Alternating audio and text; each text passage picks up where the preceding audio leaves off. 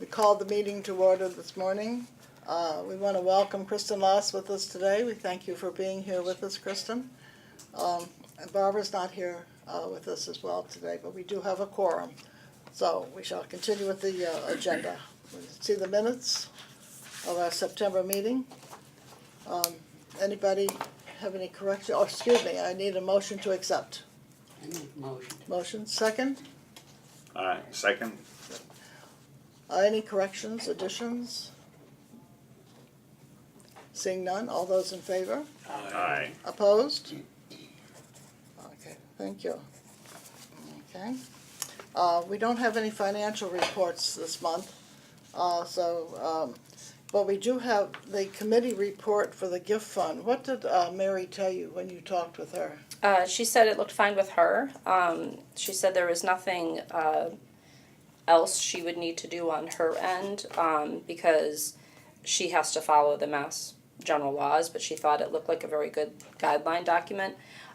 So she said we'd probably just have to run it by Kevin and Kristen to see if they had any further input, but she didn't think anything formal would need to occur unless it was something we were looking to perhaps add to our bylaws or something like that. And again, that was kind of out of her realm of expertise. So she said as far as what the next step would be, would probably be up to Kevin and Kristen, whatever guidance they suggested. But she said as far as she was concerned, she thought it looked very helpful, and she didn't have any changes to it. So our concern in dividing it into the four sections, we were kind of concerned if there was anything, not legally, but any kind of procedural thing that would violate. So apparently not. So that's good. So I think that maybe we can continue with that.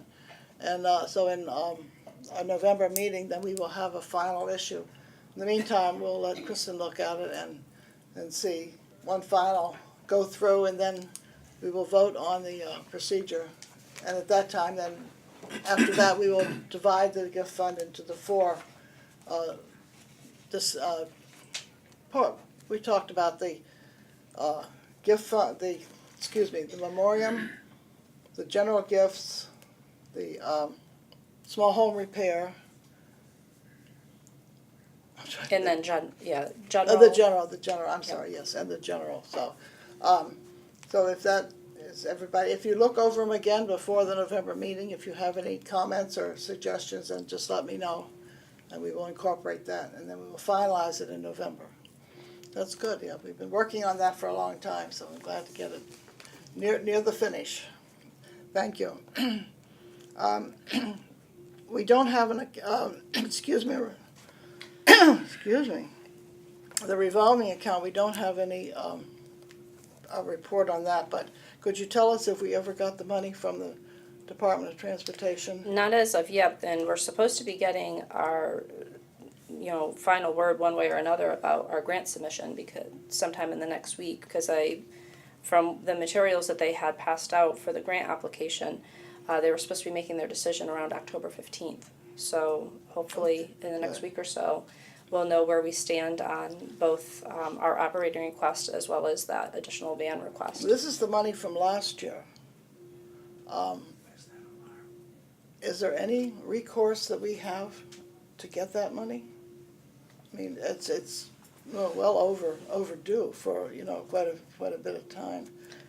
The person that I had talked to, Laura Richmond from the DOT, before our last meeting, had said to give it 3 or 4 weeks to turn around. I can check in with her again and see. If you would, please, if you would, because that's $20,000 that we don't have, as well as the housing. What happened to the I haven't been able to check with Kelly. I know they were due to meet. I believe it was last night. Yes. Okay. Well, they met though a month ago, and they were supposed to have made their decision then.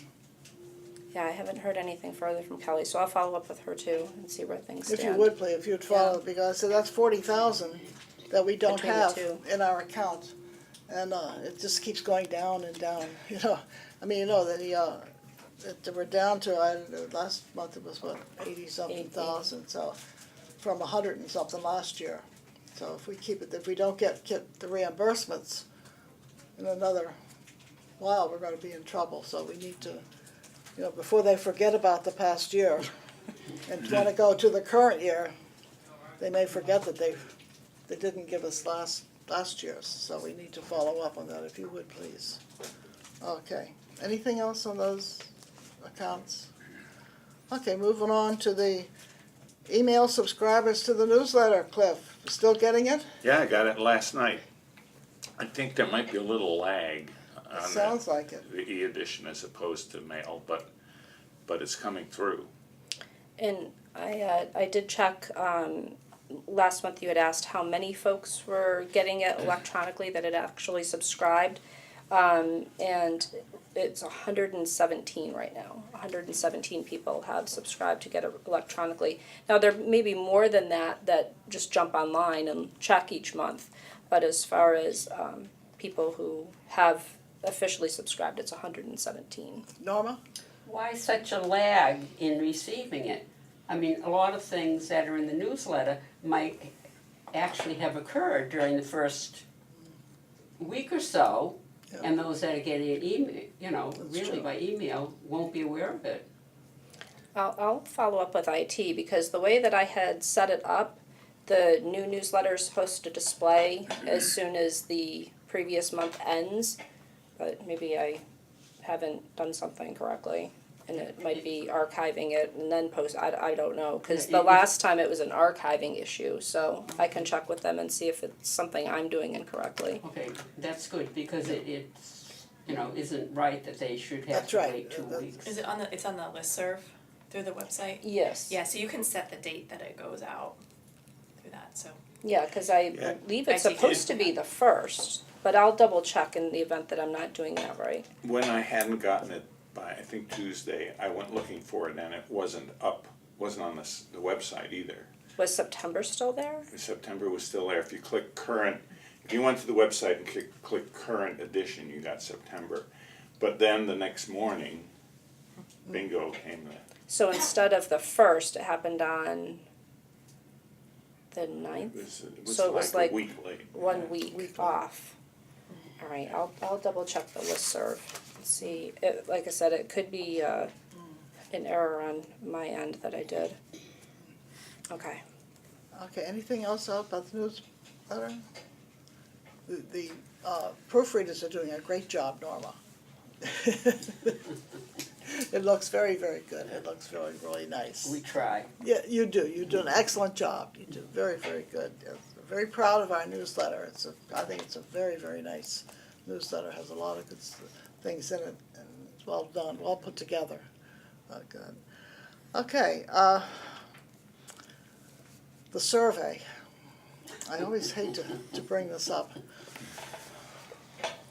I have, I actually meant to include the attachments. I did send Kristen some figures that we have to date as far as, like the top 5 things, majority percentages.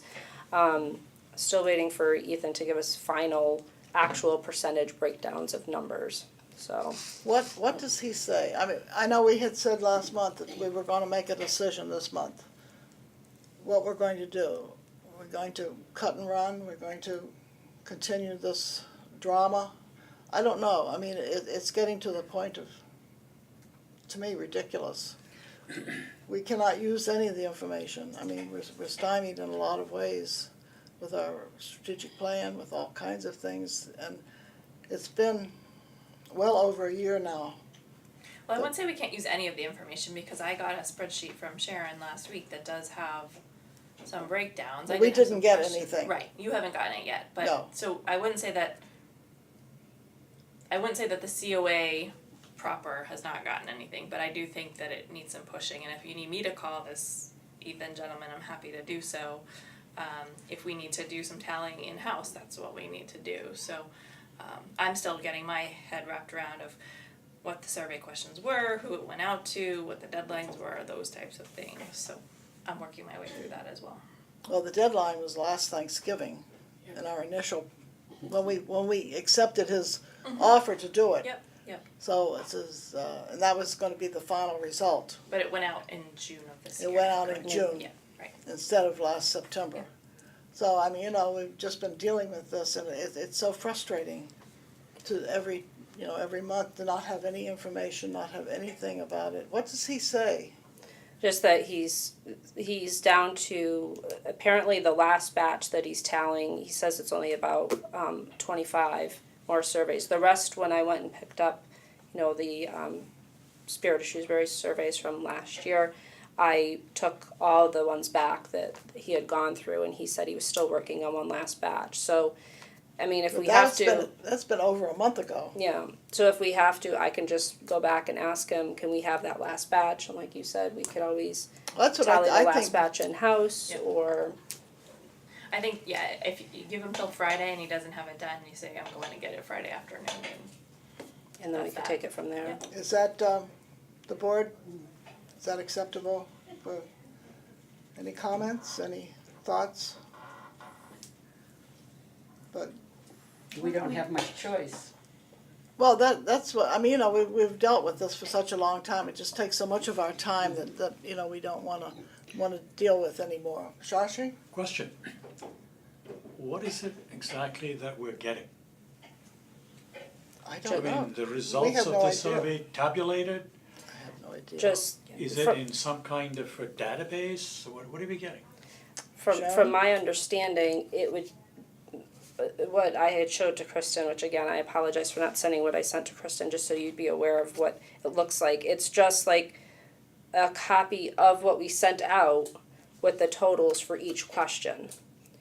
So like I said, what I'd be interested to see what Virginia might be able to look into. The big thing that we won't be able to do unless we can get it into a different format is the ability to query. So if we wanted to say, well, how many men under 60 were interested in volunteering, or something like that. Right now, there's no way to query the data because it's not in a thing like the survey service that Virginia spoke about, or an access database or something like that, where you can query the data, which is what we had originally been assuming we were going to receive. So it's strictly just how many people answered yes to this question, how many people answered no to this question, but there's no way to have it broken down by age, by gender,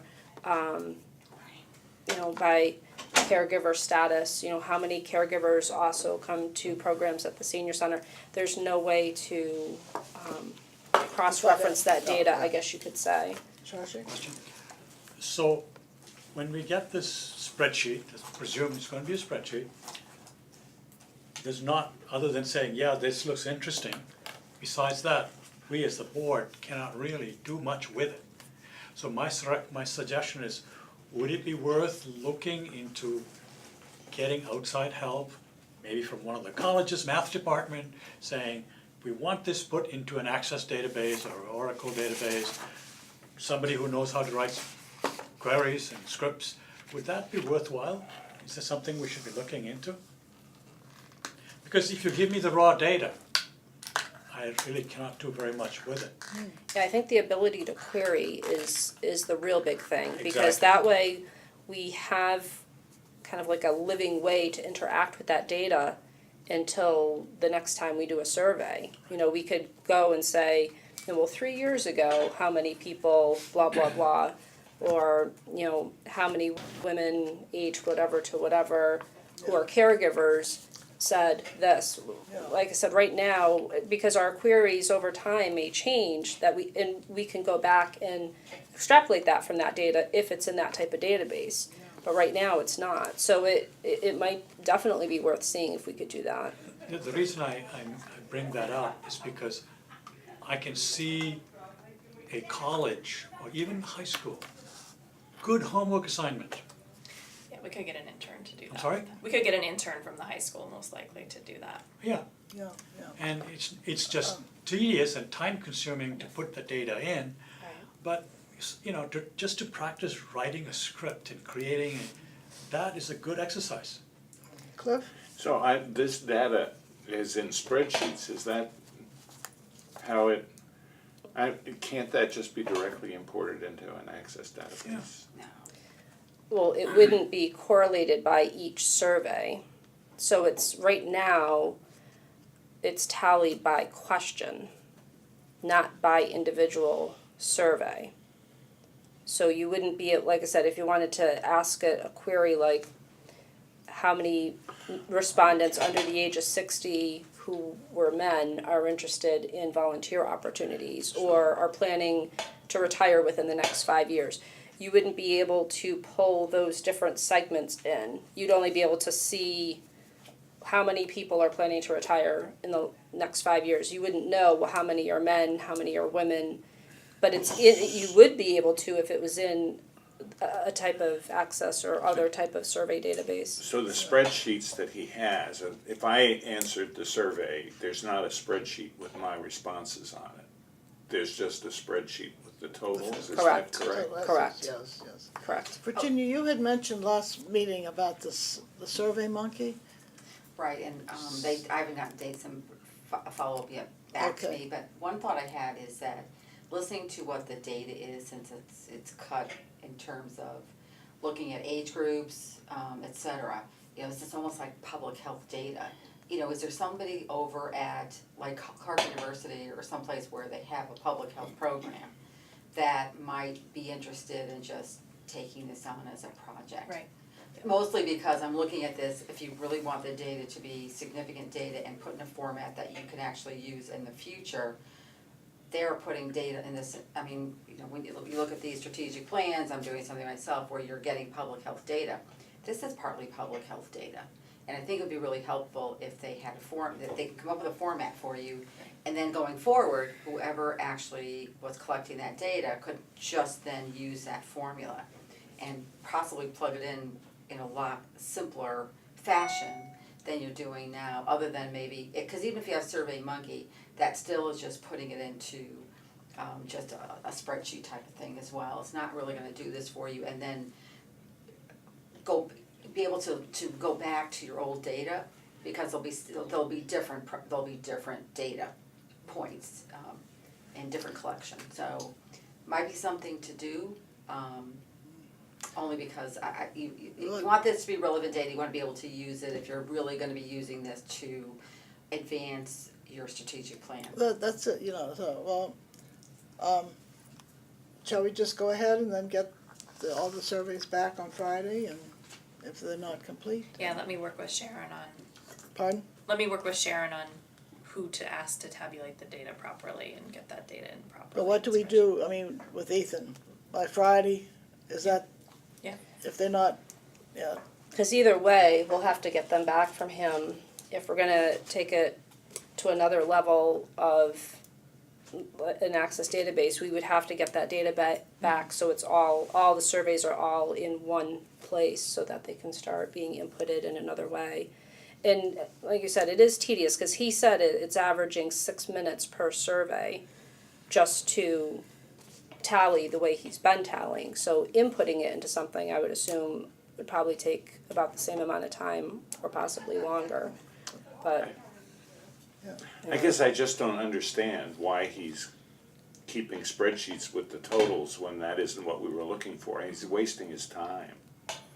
and that's been, I think for I a mean, year, it's been that way. Would it have taken him any longer to enter that into an Access database than to tally it onto a spreadsheet? I don't think so. I mean, And we didn't understand what he was doing, or we hadn't been told what he was doing. I'm not sure he understands what he's doing. Maybe he may not. I think maybe he doesn't understand what he's doing, or maybe he didn't ask us specifically. Well, maybe the question, I mean, when you asked him to tabulate the data, did you ask him just to tabulate the data? Because if he just tabulate the data, he's Let's just just gonna what? give you numbers. He's not gonna tell you, he's not gonna do it by cross-section. It's just gonna tell you that, you know, you had 55 people who said yes and 45 people who said no, and there's your 100 people. Let's say, I don't know what you talked to him about. I don't know, you know, that we were no part of that, so we don't have any idea what, you know, what was asked of him. So I don't know if he understood, yeah, so. Okay, we'll go ahead then, and then one of these days it won't be on the agenda anymore. We hope. It's been forever and ever and ever, right? It'd be Okay, a lonely spot if it's gone. okay, moving right along. I'm gonna turn it over to Kristen now because she has sent us out some information about the strategic plan and where we go from here. So I think if, Kristen, if you wanna take over now, we'll.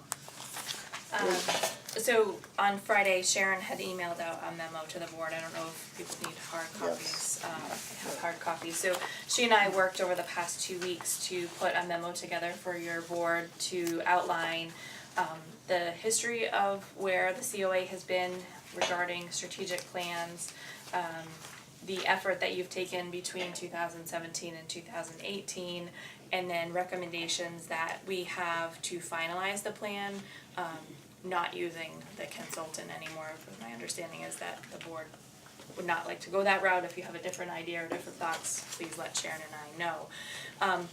What I also attached to the memo were two other things. One was a link and one was a document. The town of Shrewsbury belongs to the Central Mass Regional Public Health Alliance, and they recently updated their strategic plan, so I thought that that would be another good document for the board to become a little bit more educated on what is a strategic plan, what are the elements that go into a strategic plan. This is their second strategic plan since we've become an alliance, so it's very mature, very well done in my opinion. I also sent out a web link for those of you who might want to explore it on actually what is a strategic plan. This is kind of very broad. What is a strategic plan? What goes into making a strategic plan? And what goes into carrying out a strategic plan? So I don't think I need to rehash really the history or the effort that you've done to date unless there's any other questions. Yes, Josh. What is exactly our relationship, the COA board or the COA, to the Worcester Division of Public Health? Are we beholden to them? Do they get direction from them? No, not at all. So I just wanted Do you we to have see to an work with example. We do work with them. Obviously, they do our flu clinics for us. They provide the town of Shrewsbury with all our public health services. The real reason why I gave you the document is I think it's a great example of a strategic plan for you to all see the meat and bones of a strategic plan for an individual organization. Well, the reason I ask this question is, are there things that have to be in our strategic plan that has to somehow respond to public health needs? That's a good question. I think that as a COA you are aware of the needs of your population. Some of those are public health needs, such as flu clinics or your blood pressure clinics or other types of things that you do. So I don't think that it would be a bad idea to have one of the objectives in your strategic plan be to work with outside organizations to meet the health needs of your population. That digs down a little bit deeper than I was going to get to today, but it's definitely a consideration to talk about in the future when we're finalizing the report. One of the things that the consultant had said when we were working with her is that sometimes it makes sense to include what's already happening, even though, you know, everyone's aware of it, but just to make sure that it's in the strategic plan. And maybe that is worth mentioning in one of the goals, because currently there is a representative from the Alliance that attends the triad. And the biggest resource they've been right now has been with some of our really tough outreach cases where hoarding's been involved. They have a whole hoarding task force that is tapped into the Alliance that has been very helpful. They also played a part with a recent homeless case that we dealt with too. So they just have a realm of resources that we wouldn't be able to try to figure out on our own. So that Alliance has been helpful. If, just as a thought, because you do have a very active CHNA in Worcester, which you're part of. Do you want to just define that for people Well, who don't know that well, adjective? There's two, the CHNA has two different meanings. So if you're a hospital doing your CHNA, that's community health needs assessment that you are working on, which is actually something I'm working on. The CHNA itself is actually an association that of the various hospitals and and different organizations in the community defined for specific regions. And they actually work with the different hospitals as they develop their CHNA to come up with assessments and needs for the community. And right now, the focuses are very, very specific. There are 6 areas of focus, most of them being social determinants of health and socioeconomic determinants. So that as you're doing, if that's part of something that you want to include in your focus, you'd want to reach out to them to find out what are some of the points that they're going to come up with. Because I think UMass is probably close to developing theirs, because it has to go up for public comment. And there might be something, you know, when you're talking about hoarding and other things, and we have a hoarder support group. Right. So there might be, you know, to me, it's quickly just, when you're looking at your strategic plan for the, for here, Yeah. part of it is you're looking at your own sustainability and how you are valuable to your community. And then beyond the walls here are what else are you doing Oh, good. outside the community. Good, thank you. Shashi? We had an earlier discussion before you walked in about survey monkeys and service monkeys. Because that's how it got transcribed by the video transcript. So for the benefit of the audience, can you explain that? It's not a service That's monkey. no. You used an acronym just now. The CHNA? Yes. Yes. No, but So, I'm not sure okay. everybody remembers So what that it's stands for. for CHNA, it's Community Health Needs Assessment, So that is CHNA, NA. and that's pronounced That's as CHNA. CHNA. Okay, And now we that's know. and that's basically something that part of the requirement for hospitals in the state to participate in and create. And then various parts of the state have CHNAs that have numbers attached to them because they're related to a region. So I'm part of CHNA 9 where I work. I'm not too sure what the CHNA number is for 8. Worcester. 8. We're Okay, 8. so We're you're a CHNA 8. And so they use that same acronym, but instead it just represents now the consortium of individuals working together, because the goal is to have different healthcare and different community groups working together to advance whatever are the goals that are identified by the different hospitals. Because we're the ones that create the CHNA, and then we're working with other agencies to address the needs of the community. Thank you. The transcriber will probably make that into China. Next question would be, what are you doing? But we'd like to. Yeah, why are we going to Well, China? you'd be surprised, no. Oh, I wish I was going, but I'm not. yeah, right. Thank you, Virginia. Okay, so the strategic plan. Sure, so, like I said, I'm not gonna rehash, the history or where you've been in the planning effort that's outlined in the memo, and we can address any questions today. Where I wanted to turn your attention to is page 3 of the memo. This is a recommended timeline and process to move forward to complete your strategic plan in-house by January 2019. So where Sharon and I see this going, and we welcome any input from the board today, is that throughout the month of October, we would put the meat of the document together with the purpose statement, the mission statement. You really flush through your mission statement with the consultant, your vision statement, your value statement, and your goals and objective matrix. Now, the consultant did help you develop that goals and objective matrix, and I understand that, you know, there's some confusion and some concern about that, but what I'd really like to do with Sharon's assistance is get this all in one document so you can see it and you're not seeing it in piecemeal, because I know one of the things that your board struggled with was you were getting a lot of things in piecemeal and you didn't know what date it was coming from or where. So our goal for October would be to get you this draft document, very rough but draft, so you can see the entire pieces together. Yeah. Do you have a question? Yeah, just kind of an overall grounding statement here. I think one of the reasons that we've been in such a quagmire here is that we really have not been led through this process in an orderly fashion, and we have not learned the language.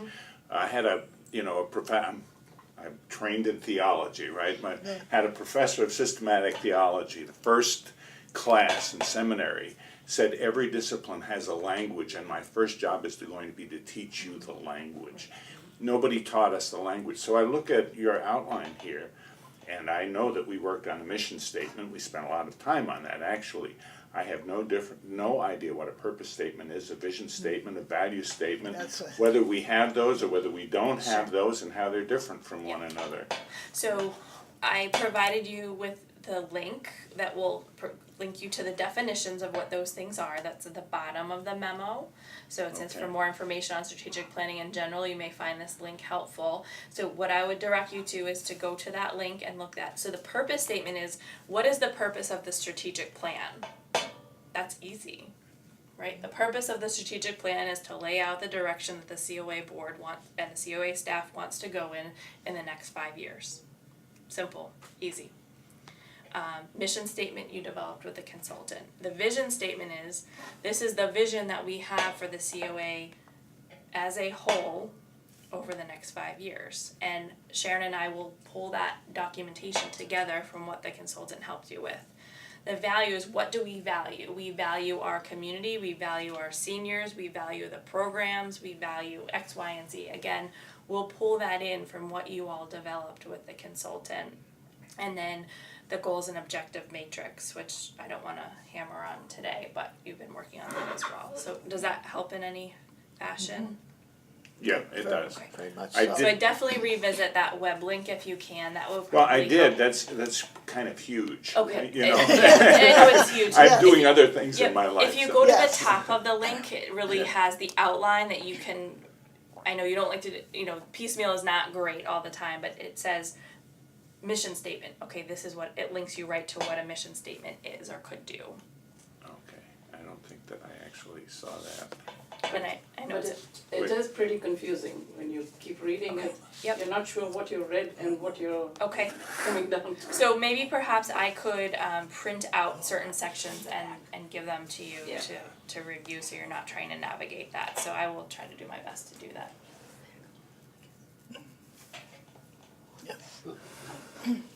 Oh, I don't need to be seen by the camera. So the next Alright. step that I would see that the staff would be doing with Sharon and my assistants would be to revisit the vision and value statement based upon the survey results and the input of the COA board members, specifically Barbara and Virginia, who are new members. Then in the next step, November, at your board meeting or a separate workshop if necessary, we'd review the draft and the purpose of any updates to the vision and value statement to make sure that you're comfortable with that. In November as well, with all, when I say all, that means the staff and the COA board, we'd review the goals and objectives that are redrafted for your use. And then again in November, revisiting and revising the action steps. So actions are, what are we going to do? Who's going to lead or own that? What are the resources that we need? Do we need capital? Do we need equipment? Do we need people, bodies? And what are our evaluation measures and what is the timing or the status? Is it a short-term action item? It's gonna be, in the next 4 months we're gonna do that. Is it gonna be a long-term, within the next 5 years we're gonna do that? So that at that time the staff and Sharon and I will devise those types of things and we'll present that to you at your December meeting or time in December. And then we hope to finalize the report and document in January. One of the things that I just realized that I did not put in this outline and I'd like to revise it is that you probably would be in a good service to hold a public meeting or a public hearing on your draft strategic plan just to have public input. So I failed to put that in last Friday, but I'd like to revise that we will probably want to have a point where you have a public meeting to present your So draft would you strategic do that plan. in January, or would you do that before January? Well, I think you'd bump out the time, so I think you do the public hearing in January and then request board approval after that input is given and revised. And how much notice do you typically give for, A public hearing, generally 2 to 3 weeks. okay. And do you have to have a specific number of people attending? Or, We had a public hearing for the Board of Health 2 weeks ago and no one showed up. well, no, I Unfortunately. did something recently Yeah. and I was disappointed, I had one person show Right, up. And we would want to get some notice out there, drum up some support, have the board members really be the conduit of, come to this meeting with me, we'll have Yeah. some coffee and some cookies or something like that. You always draw people in with food and coffee. We may wanna even consider perhaps even doing 2 sessions, one during the day for people who don't wanna drive out at night, and then one in the evening for people that are still working. Right. Or we may want to consider, having a session here and then one at the library or the town hall. Well, Have we different have a long locations. time before then. Well, no, but you gotta start planning now, Yes. dates No, I are understand important that. and, Put it on calendar, right, yeah. we'll put it for January, we said, right? Yes. Right, but you really need, believe me, Yeah, you need to But, give enough time, Right. especially if you, and a lot of press to Right. get people interested. yeah, speaking of time frames, the board and staff are only working together, wait a minute, I lost it. Number Number two, 6. number 2 is, but that's separate.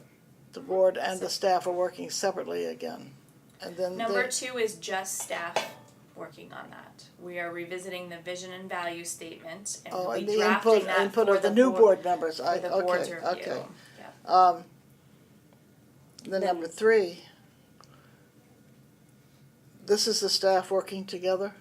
Staff Okay, and good, board members, good, yeah. the board, that's what I think we want to work with the staff at the same time. I mean, that's one of the things that I think was a detriment last time, that nobody knew what the other was doing, and it kind of created a lot of, I don't know, little angst maybe, Well, I'm not sure. I guess maybe I just need to ask a question, just because maybe I'm coming from a different framework too, when I think of strategic plan. So typically you have, well, say in a hospital system, you have departments that are, you have a planning department working with administration to do a strategic plan. And then you get your input from staff, because really you're looking at them because they're gonna be implementing. So in the process here, is it the board who has identified and come up with the plan and then brought it to the staff to have them review and say that sounds feasible or not? I mean, I find it odd that we're all working together, like who's developing the plan? Right. So I think that was a miss with the consultant. What I have here is that Sharon and I would be developing the draft plan and then presenting it to the staff, working Okay. with the staff to make sure that they're on board, and then presenting it to your board as well for all Okay. of us to work on, because I do think that was a misstep in the beginning process. Question? As far as this public hearing goes, I have a suggestion. Rather than have it here at our selectmen's conference room, would it be possible to have it at a location like the Shrewsbury Tower, use their conference room, and maybe have more than one session? Because there are concentrations of seniors there. Yep. And, even if you were to go to the other place on Elizabeth Avenue, they have a meeting room, So if we have groups like that, the seniors there need to be told ahead of time, this is about you. Is that something we could Yeah, so consider? I would agree that, perhaps we have a public session here at your building, we have a session at the towers, we have a session at Southgate, we may have a session at Benchmark. Right. But I wouldn't want to do 10 sessions, I think 3 or 4, yeah. 3 or 4 would be Sure. sufficient. And really, this is a presentation by the staff and the board of what we've worked on and gathering input from the public to finalize Yes. that report. Right, but if part of your goal is also to be more inclusive with the whole community as a whole, where you have your meetings, I think is important in terms of what the message is to the general community.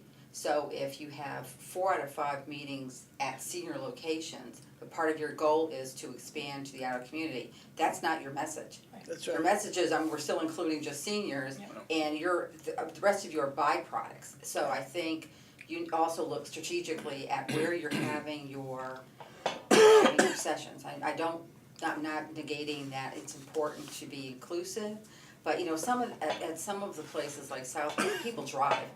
So I think you have to look at what span, what age group, who you're trying to interest in terms of the process. I would think one of the first ones would be at the town hall. Yeah.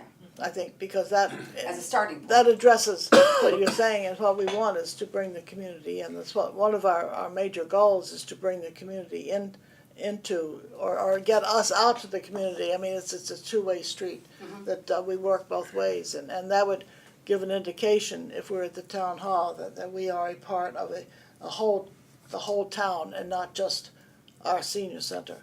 And I think as we go forward, we're trying to make, as one of the goals, I think, that we want, yes, Would a Norma? Saturday be possible there? I mean, more people might be either not working or this or that, or, Instead of even, or maybe in addition to an evening, maybe a Saturday session might work better for some, during the day. And maybe that could happen at the library, because that would At be the a very library as well. age-neutral place, and The library's so busy though, that on Well, Saturday. just keep in mind, depending on who you are trying to attract to come in, because it's a school time and a lot of sports.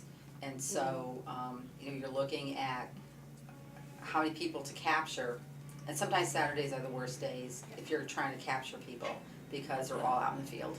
Yeah, that's true. And we can televise one or two of the sessions And that's, to and make sure that's that we actually get really That's a good, good that's idea. really good. That's, that's the Yeah, other that's a thing good too idea. as well, yeah, so. So that's really all I have to present to you today. I wanted to get your input and your thoughts on moving forward with this time frame. I understand that some of you still have, or maybe all of you still have some questions or concerns about what a strategic plan is. I urge you to read the Central Mass Regional Health Alliance strategic plan. It's not something we have to copy verbatim, but it's a good example of Has the a lot of process good that things, they and I went read, I through. glanced through it, and it really is it's a good, it's a simple, which is what we're looking for. We want a basic, I guess, rather than simple, it's a basic kind of plan. We don't want all the things that we've been talking about, but we just want, and I liked it for that, it's something that I think we can, that format we can really use, Yeah, this is orderly and helpful. Yes, yeah, and that's what I thought too, it's similar to the Hingham one in that respect. That's why we liked the Hingham one, was because it was the same type of thing, that it just, was very simple, very A, B, C, D kind of thing. And that's what I think other people, if we could give it to the community, I think they respond better to something like that as well. Something that is just very, very easy to read and very easy to understand, and more difficult to put together probably, and to keep that same level. But I think, I think in the end it would be very worthwhile. What do you think of the timelines here? And I think, personally, I think I would rather have a workshop, because to try to put it in part of this, it would take too long a time. If we could set aside, say, 2 hours like we did earlier, and then have just, this would be our only topic, let's put it that way, our only topic, if that suits everybody. So the first one we would need to set would be in November. in November, because the October one is just for the staff and the new members, so the all of us would be at the November one, am I correct? Yeah, so October is really just the work that we're gonna, so 1 and 2 is the work that Sharon and I are going to be doing Yes, with the staff. 3 is a workshop. And 3 and 4 can be combined at that workshop, and Right, those 5 get, is a working task for the director and the staff.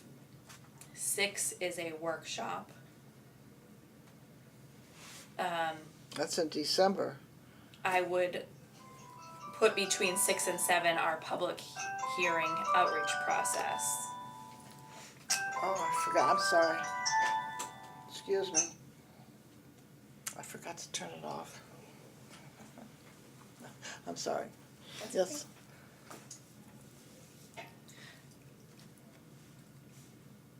So we need a workshop in November and a workshop in December. Right. Yes, Norma. and we'll definitely have the results of the survey before the workshop.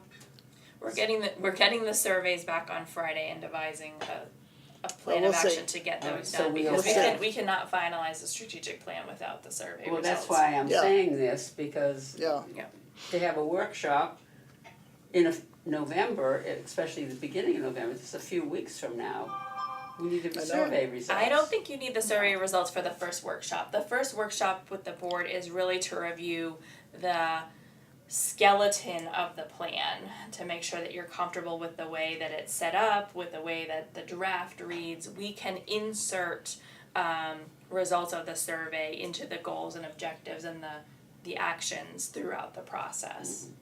I feel confident with that. Will you be at these workshops? Absolutely, yes. Good. Good, so, do we wanna set those dates now? We need to be cognizant of the fact that in order for the staff to be here, a good majority of the first one, we've got to have it on Tuesdays, because most of them aren't here throughout the week. That's true too, it Yeah, has to be a Tuesday. Tuesday morning is the only day that all the staff is present. Where everyone is part-time except for me and Cynthia, everybody works staggered shifts, but Tuesday morning, we're all here together until noontime. And I know November's tricky because obviously we have voting that first Tuesday, and then we have Veterans Day in the middle of the month, and then obviously we have the holiday week with Thanksgiving, but hopefully we can squeeze something in there. Well, the 13th is a Tuesday, it's the day after Veterans Day. How does that suit everybody? My problem is, I also do outside activities right, for I my know, you job. said that. And the 13th already has like a lot of stuff to do. Oh. And again, my problem, we all deal with the same kind of issues because we have, not all of us have Veterans Day off, but. Yeah, that's true. But, you have all these things going on at the same time. That's why it's, I just wish that there was a way, but I don't know if there's a possibility sometimes to be able to Skype in or something. I don't know, are there ways to do things, like if I could be off-site but participating somehow by Skype? Has your board voted remote participation yet? We used to. Yeah, Used we to. used to with when Lillian Goodman was on our board.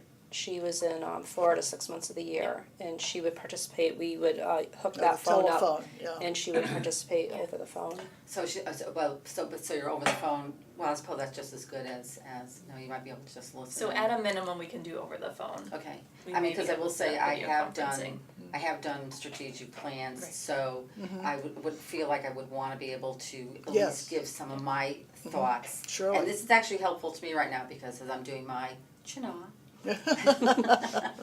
it's interesting to listen to the directions that you're taking. That would be good, it'd be very helpful to us, we appreciate that, no. The other two Tuesdays are 20th and 27th in November.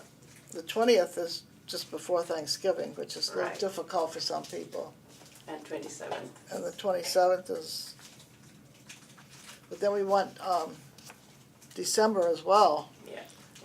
So how close together do we want? I mean, that's the thing, Well, is there an outline of the objectives for each of these steps? So for example, if you're gonna have your first workshop, what's the objective of that workshop? So is the objective of that workshop to understand what a strategic plan is, or is it to understand what a strategic plan is and start then to review the strategic plan that's in place right now? And what's the goal for that first section? Yeah, so it would be to review the draft of the proposed updates to the vision and values statement and to review the goals and objectives. Okay, in November, yes. and those would be sent out in advance so we Yeah. could make comment prior, okay? Absolutely, yep. Well, what do we have, the 13th and the 20th, Oh, of November? November? 13th, you said you were busy. The 20th before Thanksgiving, does that bother anybody traveling or cooking or whatever? No, I mean, the 20th might be good because I only have one horrible commitment in the late day. No, Yeah. I'm doing a dinner at an office, believe it or not, on the 20th. Yeah, But we're doing it early, we're doing it at 4:30, so that means, cause I probably actually could physically be here, because I'm giving up my evening. Yeah, but we have to do this in the morning, Yeah. because the Oh, staff yeah. is here in the morning. Yeah. The 20th, So it's November Sounds good. 20th, Anybody? right? What time? 9:30, Let's do it at 9. Yeah. 9, Yeah. So it'll be 9 to 11? 9 to 11? And Walter has the triad at 9, but he could just join us after the triad. I'll leave at 10:30. 9 to 10:30, I'm fine. Okay, that'd be good, yeah, So that's 9. okay.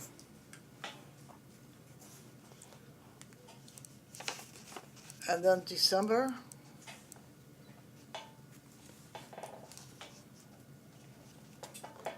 The 18th work. I'm leaving the 18th, I won't be here Okay. from the 18th on, so, either 4th or the 11th.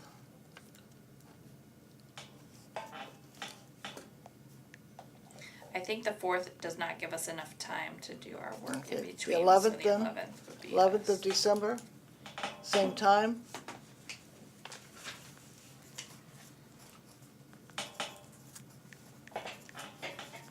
Okay.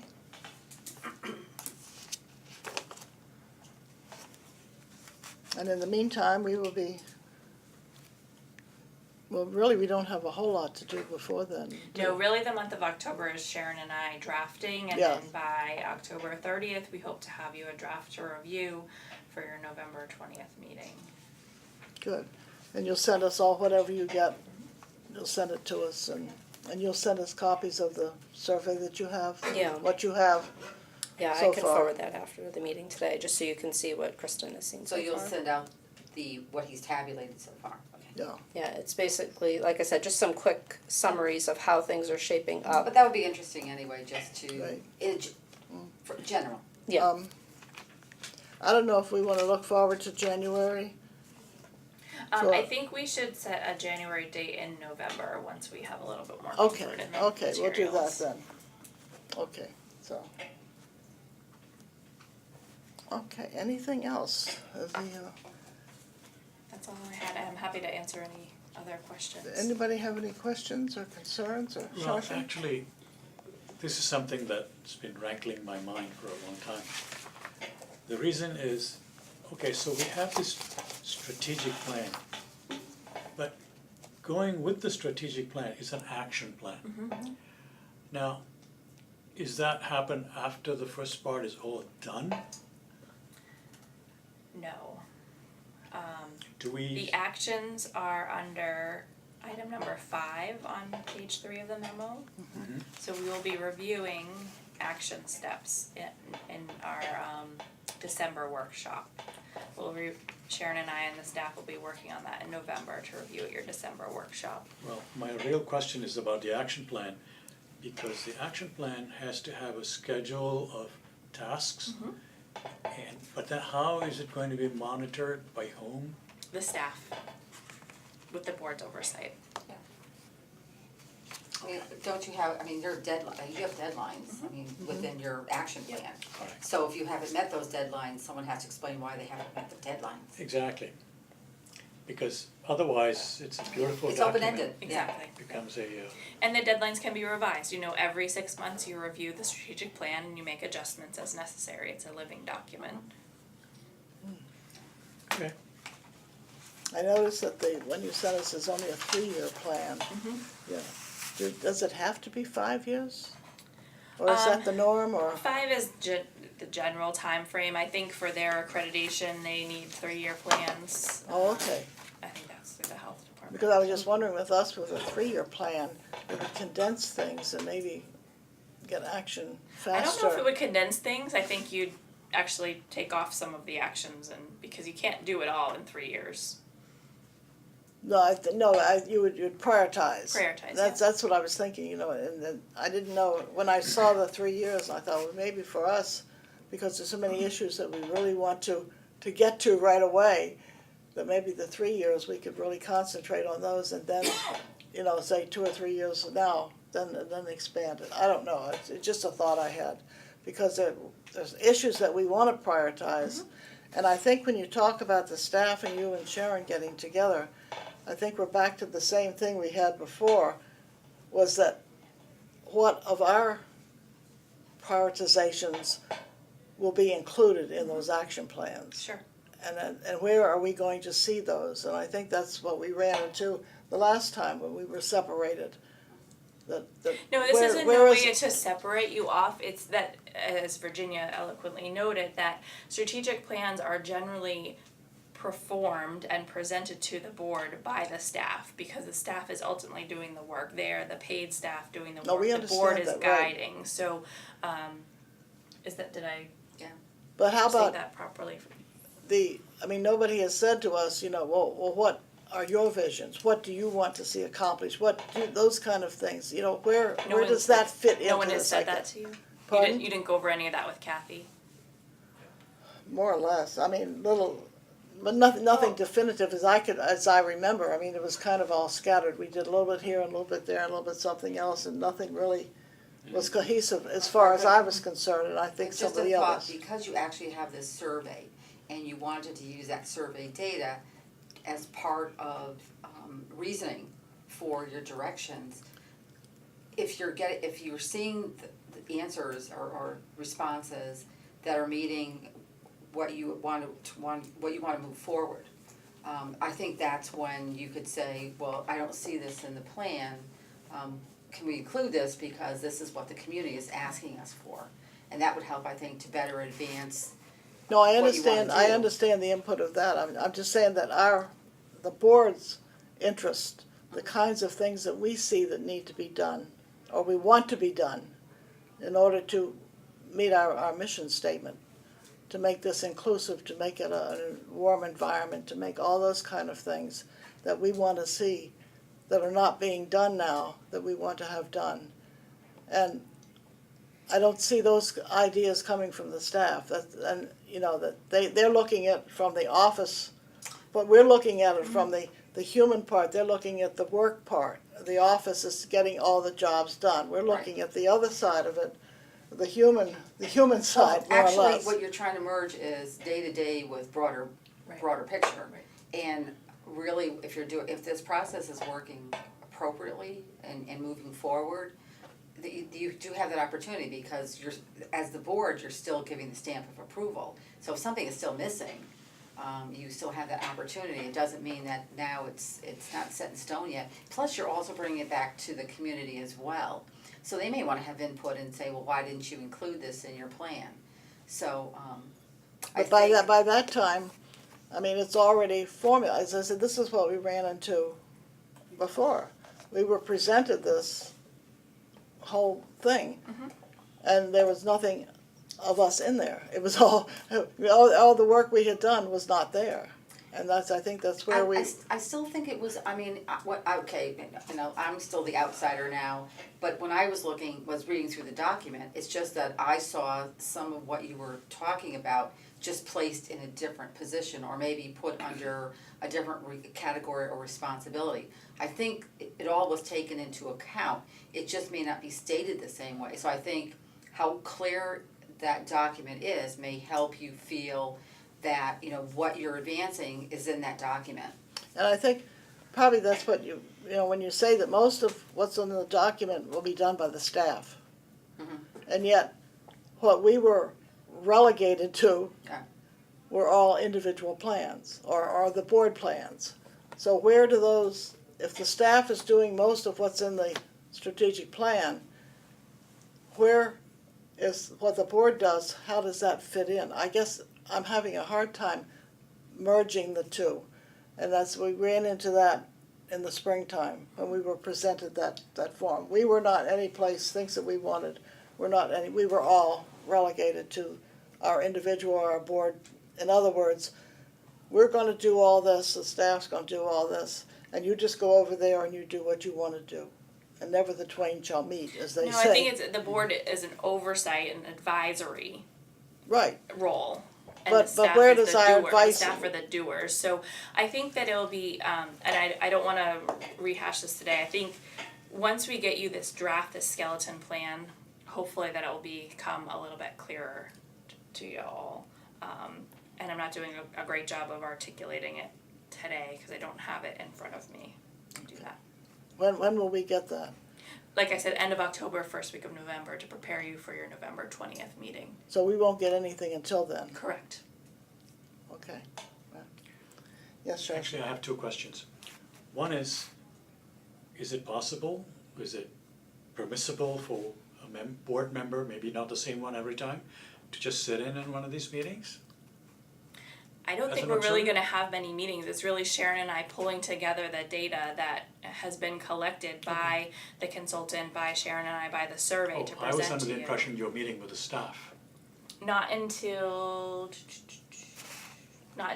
number 3, where we're all meeting together. Okay. I have another question. This goes back to the action plan, and you said that the work is going to be done by the director and the staff, which brings up an interesting question, because a self-assessment committee was trying to define the job descriptions of the staff. Yep. And I don't think we ever completed that. Because think that's there was not the some pushback. purview They of never that's were. not the purview of the self-assessment committee. That's the purview of the personnel board and the town manager's office. So, okay, that's not my problem. The question it really is, the actions that coming out of this strategic plan that are going to be done by the staff has to be fall in within their job descriptions. Absolutely, And yes. we have to make sure of that. Agreed. How does that happen? Well, their job descriptions are very vague. They are. And they're doing very, some things very today vague. maybe that they don't need to do, and maybe they can do some other things that come out of the strategic plan. So that's the job of Sharon and I, to work together to make sure that the staff is doing the work that they should be doing to fulfill the mission of the COA.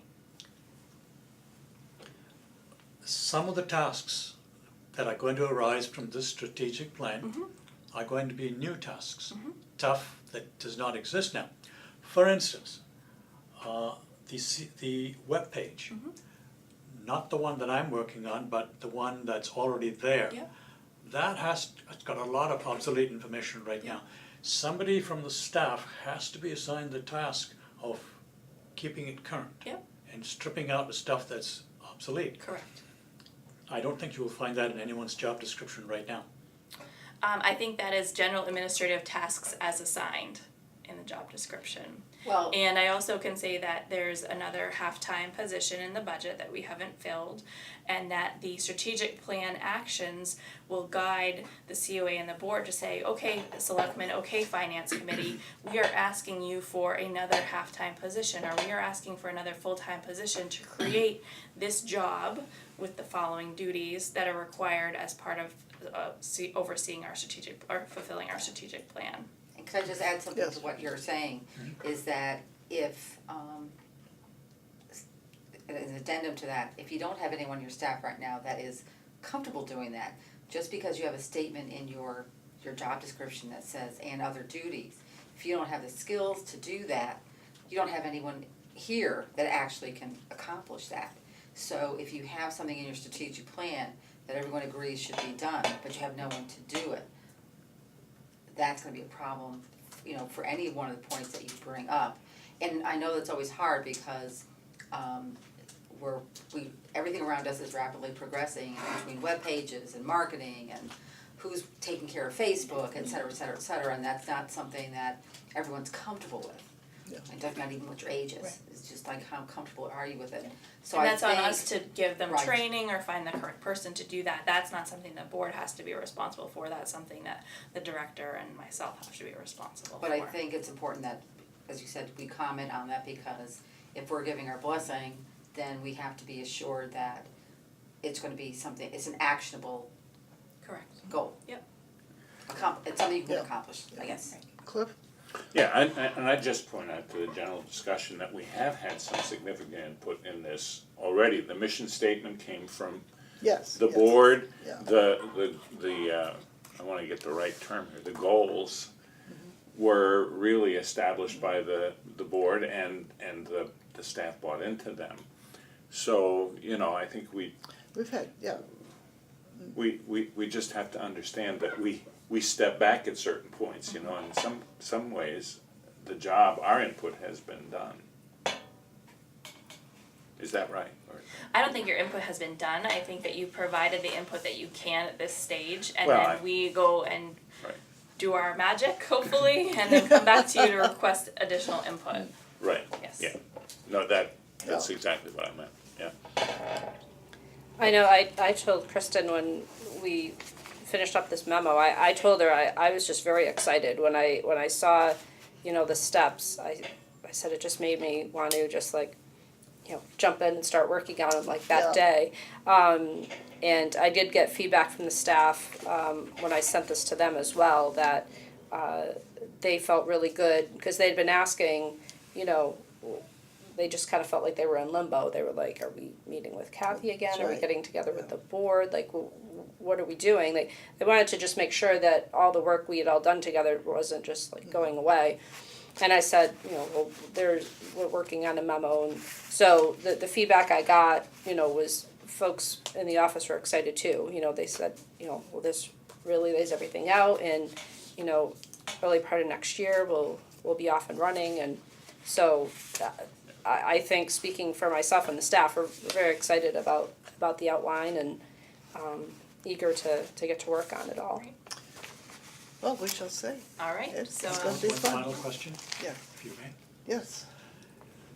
Going back to what Virginia was just saying, the staff who are going to bear the brunt of carrying out the actions in the action plan, at what point do we identify the skills that they need to acquire? Would that be in the strategic plan?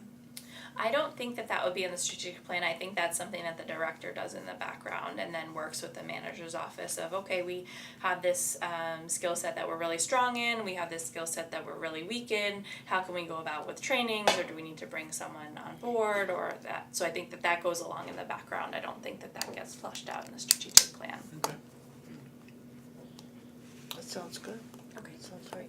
I'll see Do you. you have any more questions or concerns? So, thank you, Krista, we appreciate this. I think it helps all of us kind of put things in perspective a little better, and as I say, a guideline for where we're going, and to help us to understand a little better. Great. So I'll see you all on November 20th, and stay tuned for your emails, end of October, beginning of November timeframe with a solid draft. Very good. Before you leave, Kristen, Yep. just jumping down real quickly Oh, for yes, the yes. budget discussion, the capital budgets will be due when? This So month? I'll be issuing a request for capital budgets next week or the week after, and they will probably be due mid-November.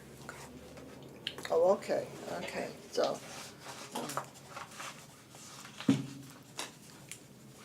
so we still have a month to go, Yes. just about. Yep. Good, yes. Darcy. One more quick Yeah, question. of course. Not related to strategic plan, but related to the capital budget. Sure. You know, there's a plan, we've talked about this ad nauseum, about upgrading the technology and getting new computers, which is, these are 8 years old. Yeah.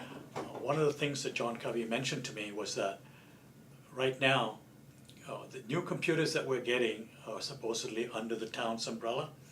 So, but there's no provision for them to maintain it, for Selco to maintain our computers. So we need to get some stuff in there for Selco to do that, in their purchase order. I mean, I'm not sure of all the Yeah, so you would add that in your capital budget request. So let's just say you're gonna ask for, and I'm just hypothetically saying this, it doesn't mean it's true. Let's say you're gonna ask for a new van, so that's capital budget request number 1, that's $50,000. You're gonna request a feasibility study for the senior center building, that's another request, that's $20,000. Then you're gonna request for 1 year of ongoing maintenance for computers, that's another request. Or you're gonna ask for 5 years of ongoing maintenance, or you're gonna ask for upgrades of the computers every 3 years. That will be another budget request. That does not require us to have a strategic, I mean, not a technology plan of some kind in place? Do we need to? No, you don't have to have a proper plan in place, you just need to. So just for the, That's all, thank you.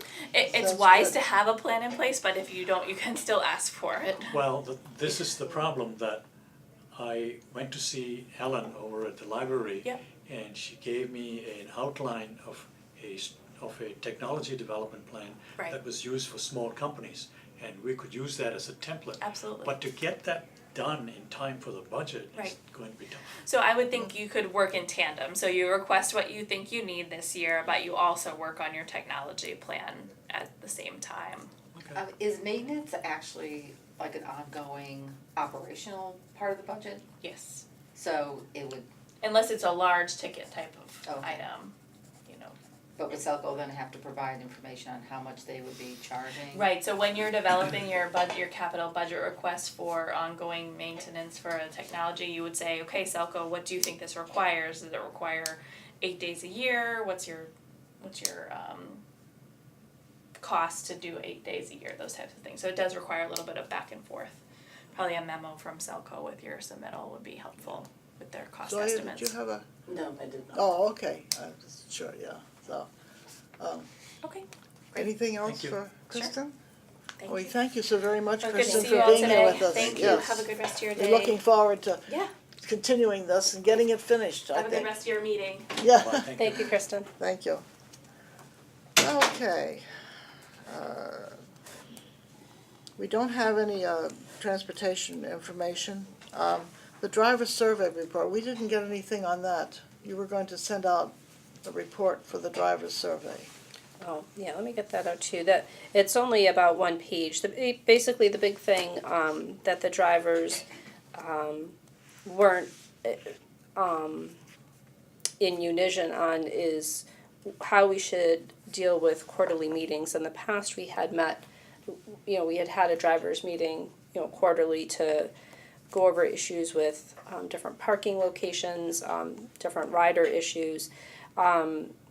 What some of the drivers had said is that they'd like to continue that. Some of them had said that they would like to see that happen perhaps before a training, because there are certain number of trainings that are required each year, that they're required to do for the WRTA, wheelchair securement training, for example, and things like that, that they would prefer, and usually they have to travel to those trainings, and, certain drivers their training will be up, and because they get trained when they start, and then they have 2 years from that date their training is due or whatever. So they'd like to see some type of schedule where they could all be on the same schedule so they could attend the trainings together. Because in the past, when they've been able to do that, they've been able to kind of discuss what they've learned, or they've just enjoyed being able to be at a training at the same place. And one of the things that Cynthia's trying to work on is, if we're able to do that, then we would have enough people to be able to hold trainings here, and a training would That come would be to great. our facility versus having 2 drivers drive down to Bedford for a training, and 2 other drivers were going out to Springfield for a training. So, to eliminate that driving portion, and then just have everybody all in one place. And then if there's things that we need to discuss, that are local issues pertaining to riders or difficult pickup drop-off locations and so on, we could have a quick meeting before that training began or something like that. She So- should get a gold star for a lean concept. Yeah. So- Zoya? Would that in any way affect the transportation on that day, if all the drivers are going to be on the meeting on one day? No, the trainings are always on a Saturday. Okay. Oh, good, Yeah. good, so that wouldn't Yeah. impact would impact Because usually the service, trainers are fellow drivers from other locations that have gone through a special state training program. It's actually called Train the Trainer, and that's put on by another acronym, MARTAP, which is the Massachusetts Transit Association something. But MARTAP does a Train the Trainer program, and one of our drivers had actually looked into possibly becoming a trainer, thinking that driver could then be the one that does Yeah, our own right, local train, trainings. yeah. So a lot of good things came out for Does- discussion. When the person's doing the training, do they physically have to be on site? Again, I'm just questioning whether there are things in the future where if you had a way to Skype in, is it something that they have to be physically here to observe? Yes, because they actually, have to be observed and then evaluated. Okay. So particularly things like, again, like wheelchair securement, and then Okay. there's certain like backup techniques, wheelchair lift techniques that the trainer actually has to observe and check off. You know, Okay. this person did their circle check, but they missed this, or so it is a very hands-on evaluation type of thing. And then they get a certification that they've been observed and reviewed. I think the other thing I would say in favor of that concept is that you're actually on site, working with your own equipment, observing each other, and possibly learning from each other. If any one person has possibly been doing something, not quite all the steps, just because they never realized they had to go all those steps. Well, That's really great. it's funny that you mentioned that, because one of the trainings where all the drivers did attend together, which is one reason why they liked it, is they drove our van together and went to the training. And I forget where the training was held, but it was quite a distance away. And when they got there, the van that they were training on, the lift was broken and it wasn't working. So they swapped out and everybody trained at that training on our vehicle. And the trainer said, you know, if you folks hadn't all come down in your own van, we would have had to cancel this and reschedule. Everybody would have come here for nothing. Yeah. That was horrible. So Good it was thing you're like, there, right. it was a Yeah, good thing yeah. that it happened that way. And that's Yeah. kind of what spurred the discussion, was they were saying, well, why don't we just do it at our place? Plus, they were outside in the rain, whereas here, if they were to do it in Shrewsbury, they could always use the parking, Yeah. you know, Yeah. Yeah, our own so- garage and park inside. Yeah, Louise? so, Could I ask a question? This is aside from what you're doing, but how often do you have staff meetings now? We haven't been able to coordinate anything recently, particularly during the summer months, but hopefully we can get back into the habit. We were trying to have them monthly, or at least quarterly. But then with our meetings with Kathy and so on, it was, yeah, it was You all know, mixed yeah. up, yeah. so hopefully we can get back into having them back on a regular basis again. Good, good. Okay, thank you. Okay, the new van, you said that we're going Hopefully to- we'll know should be soon, hearing pretty yeah. soon. Let's Yeah, hope so. fingers crossed. Yeah, keep it, and you're gonna send us the report of the survey. When you send the financial, as soon as those are ready, get them out to us, please. We appreciate that, yeah. Walter's report. He's been busy as usual, Yes, especially now that the fuel assistance reapplications are happening. and that's what most of the applications are, I'm sure. Yes, 22 yeah. of the 25 are for fuel Yeah, assistance. yeah, so that's good, yeah. And most of those folks, he's simultaneously having them apply for Selco's Share the Warmth program. So just a little plug for folks. Usually Selco, you know, you'll see that in your bill. Any contribution, even if you round up your bill or whatever, all of that helps, because the more money that Selco receives for the Share the Warmth program, the more they can help distribute to people in need. Right, yeah. And so that goes to anyone who's receiving fuel assistance. So for that they fuel apply for. assistance in this town, it's all related to fuel assistance coming from Selco? There's no outside groups that support? No, our fuel assistance program is administered by SMOC, the Southern Okay. Middlesex Opportunity Council. But because we have our own light and cable, Right. Selco has developed their own program called Share the Warmth to help people with their electric bills. So if people apply, if they receive fuel assistance, they can get an additional Oh, okay. I reduction on understand. their Right. electric bill. Good. Do you do, you probably do them, and I apologize that I don't know whether you do this or not, but do you do, you know, health fairs over here where you have all these vendors that, you know, people can come to and get information?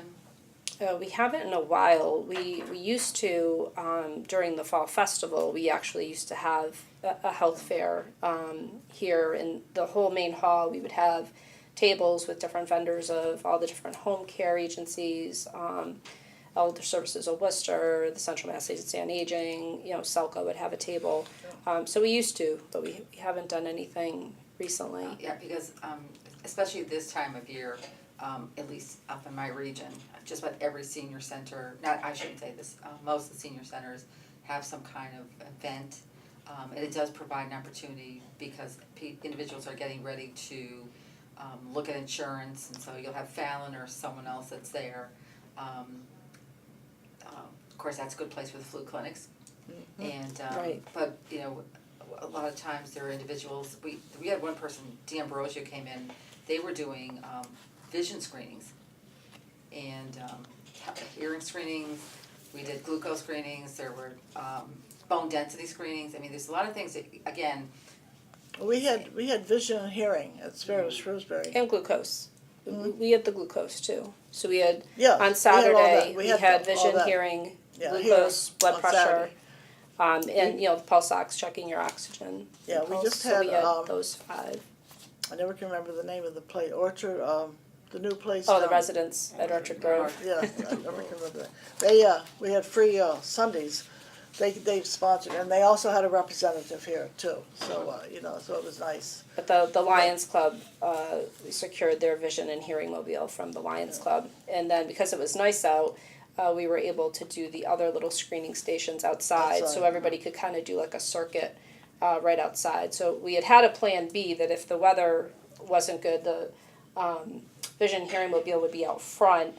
And then those screenings would happen in the lobby. But because it was nice out, we did it so right essentially outside. you do all you wait till you have the annual fair to do this. Well, this is something new, Okay. that because we've talked about a health fair for years, and it's never materialized, so we have included it now with the Spirit of Truth, just briefly. Hopefully next year we will expand on it, and I would love to see it like you're talking about. I mean, Because you know, it's a- certainly I can, you know, you can contact like Susan McCarthy up at Pepperell, they have, Yeah, they have something from 3 to 5 o'clock, and they get a lot of attendance. yes, And they just open up the whole place, and they've been doing it for a few years, and a few other places do it as well. But I just find that the individuals who participate really benefit from it. Oh, And it surely, gives an opportunity, surely. and you get a lot of free stuff this way. And really, Yeah. you know, when you open it up to vendors, they will come and support you. and that's what we've been, as I say, talking about it for years, and it's just never happened, so I'm hoping next year with the Spirit of Shrewsbury, we will expand. Hope we did this year was more than last year was, so each year, hopefully, we will expand it, and maybe, hopefully, we can include that next year. Well, again, we used to do that when the building Yes. first opened. We Yeah. had some pretty big health fairs probably the first 5 years. Yes, and so we'll get back to it, yes, so. Are there any more questions on Walter's report? Any ideas? Okay, good. We're beginning the second year of the grant, the dementia grant. What's happening with that? Actually, speaking of the residents at Orchard Grove, when they were here Saturday doing the ice cream social, they have what they'd like to do as part of our dementia-friendly action team that we've formed, start developing trainings for that second year for the public, for the Good. different sectors that we've talked about in the Dementia-Friendly America model. So that'll be like the next big push is having them help coordinate trainings for the public. Oh, good, oh, that'll be So- good. I wondered what was going with the second year of the Yeah. grant. Oh, that would be great, yes. And the Memory Lane Cafe, you wanna address that? Well, the first gathering is this Friday. Mary is just nervous that nobody's gonna come and all kinds of things. She worries for a living, that's. How did you market it? Boy, I don't know all, there were flyers sent, scads of them, sent all over the place to, I know they were sent to libraries, churches, to places of library, worship. yeah. Yeah. I mean, I haven't seen a single I saw it in the anything. Community Advocate. It Yeah, was in it's there been on last the week. in the Community Advocate. Community Advocate, the Because I article. mean, really, you're appealing to not the person with dementia, you're Caregiver. looking for the caregivers. Yep. Yes, So, Yeah. I mean, how, you know, it's interesting because there's a memory cafe up that just started, let me rephrase it that way, up in Lunenburg. They had 14 people at their first one, and they did Oh, that's really good. a Wow. lot of marketing yeah. That's Yeah. phenomenal. to do that. I mean, they handed out to all of us, again, it depends on how like they handed it out to hospitals, they handed it out to different groups to post it or put it on their their pages, so it'd be interesting to see what kind of response you get. She shouldn't be disappointed if she only gets a few people, but then maybe you can get some feedback from that to look at what you might have to do just to expand out. Yeah, Again, because I think this is a good location. Yeah. Yeah. They're not Or expecting something? a mob. I think, after doing it for a year, the library's getting about 12. Yeah. So Yeah. that's, Yeah, I think they Norma? started. That's what I was going to mention. I'm assuming because the library has had it ongoing for a year or so, that those that are attending the library have also been notified. Oh, yes, That- yes, yes. So That information I has been- kind of like to think that those that are attending the library will also come Wait. here on the in-between weeks and Let's get hope a so. meal at the same time. That's right, So that's that's right. an added, Yes, I know something, it. Zoya, How are we making the payments for the meals? I'm sorry? How are we making the payments for the meals? Who's paying for Uh, the meals? Did you get grants for this, or it's just coming No, out of your? we're paying for it out of the budget that we agreed to. And we, You know, yeah, we talked about half of it coming from formula allocation and half of it coming out of the gift account. That's what we talked about at our last Right. meeting. So we'll have at to the get last a. meeting, I thought we What we'll do is finalized get a that. statement from Beth and then put it into the, so that it'll be reimbursed. We're getting the, Friends, we have a check for the person who's presenting on Friday. And then we're going to reimburse in a timely fashion.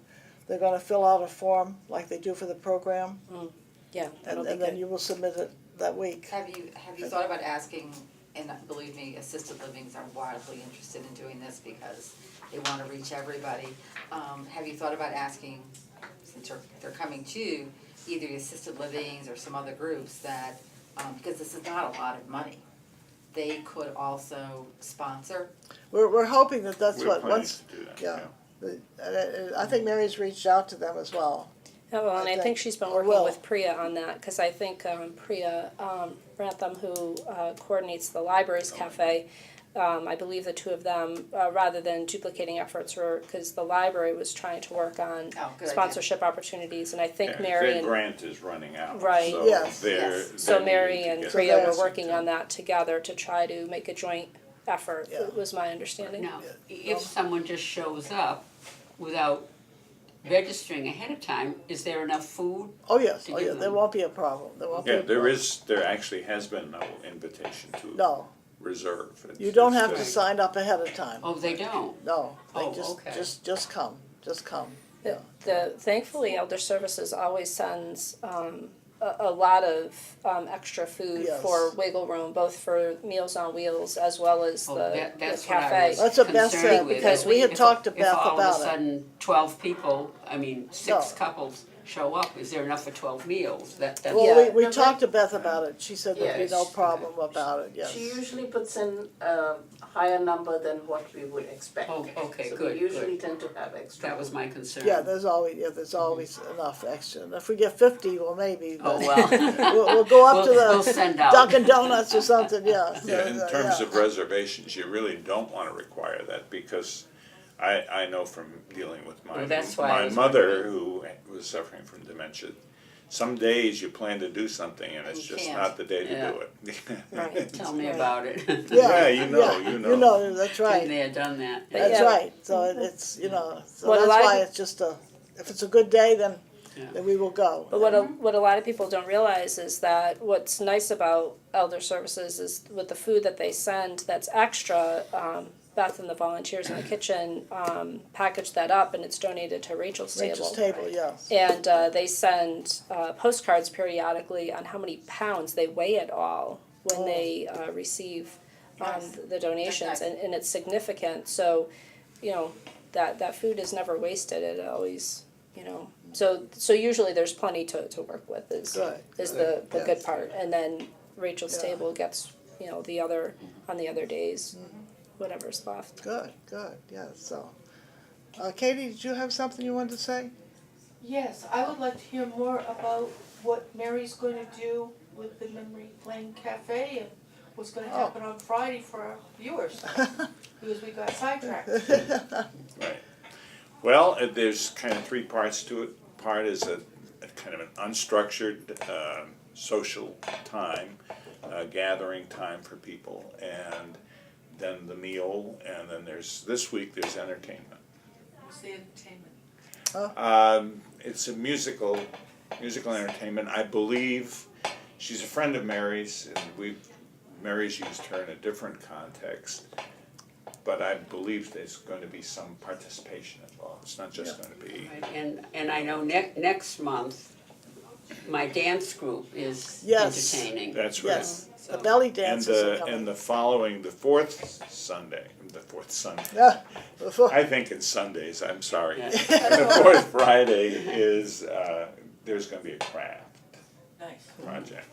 yeah, that's And so. where would the venues for the gathering be and the entertainment The be? gathering is going to be in the Lounge the area. lobby area, corner. We're going to sort of section off a section of the lobby. The meal, of course, is In the kitchen, in the in the kitchen, dining hall. right in the dining hall, and then the entertainment will be in here. Have they thought about also at one point maybe even bringing in a service dog? Can you bring dogs in here? Service dogs, yes. Yeah. Yeah. Because actually at the Member Cafe they did in Lunenburg, their first session, they brought in a service dog, and that just was like the ultimate hit, because everyone loves dogs. Yeah. Well, that would be great. And could do that, it's good and- because it's more touchy-feely emotional. Yeah. So I think if you're there, it gives you that kind of warm, fuzzy feeling. Yeah. That's a And a nice service idea. dog really is the right kind of dog. And Needs is I right think right down now- 140. Yeah. Yeah. Well, and we they're- also yeah. have a friend that has a service Oh, dog. okay. that Oh, might that would be willing to good come too, and- yeah. So, and if they're willing to bring the dog, and that's even nicer. Oh, yeah, she would. Yeah. Well, I know there was. Any other ideas or suggestions anybody has that, you know, Yeah, right very now, happy the plans are, there's 2 months set in stone, and then there's a bunch of ideas, but no service monkeys, just. Are you sure? What about service squirrels? Well, you know, we laugh about service monkeys, but I used to do a service once a month at Shrewsbury Nursing Home.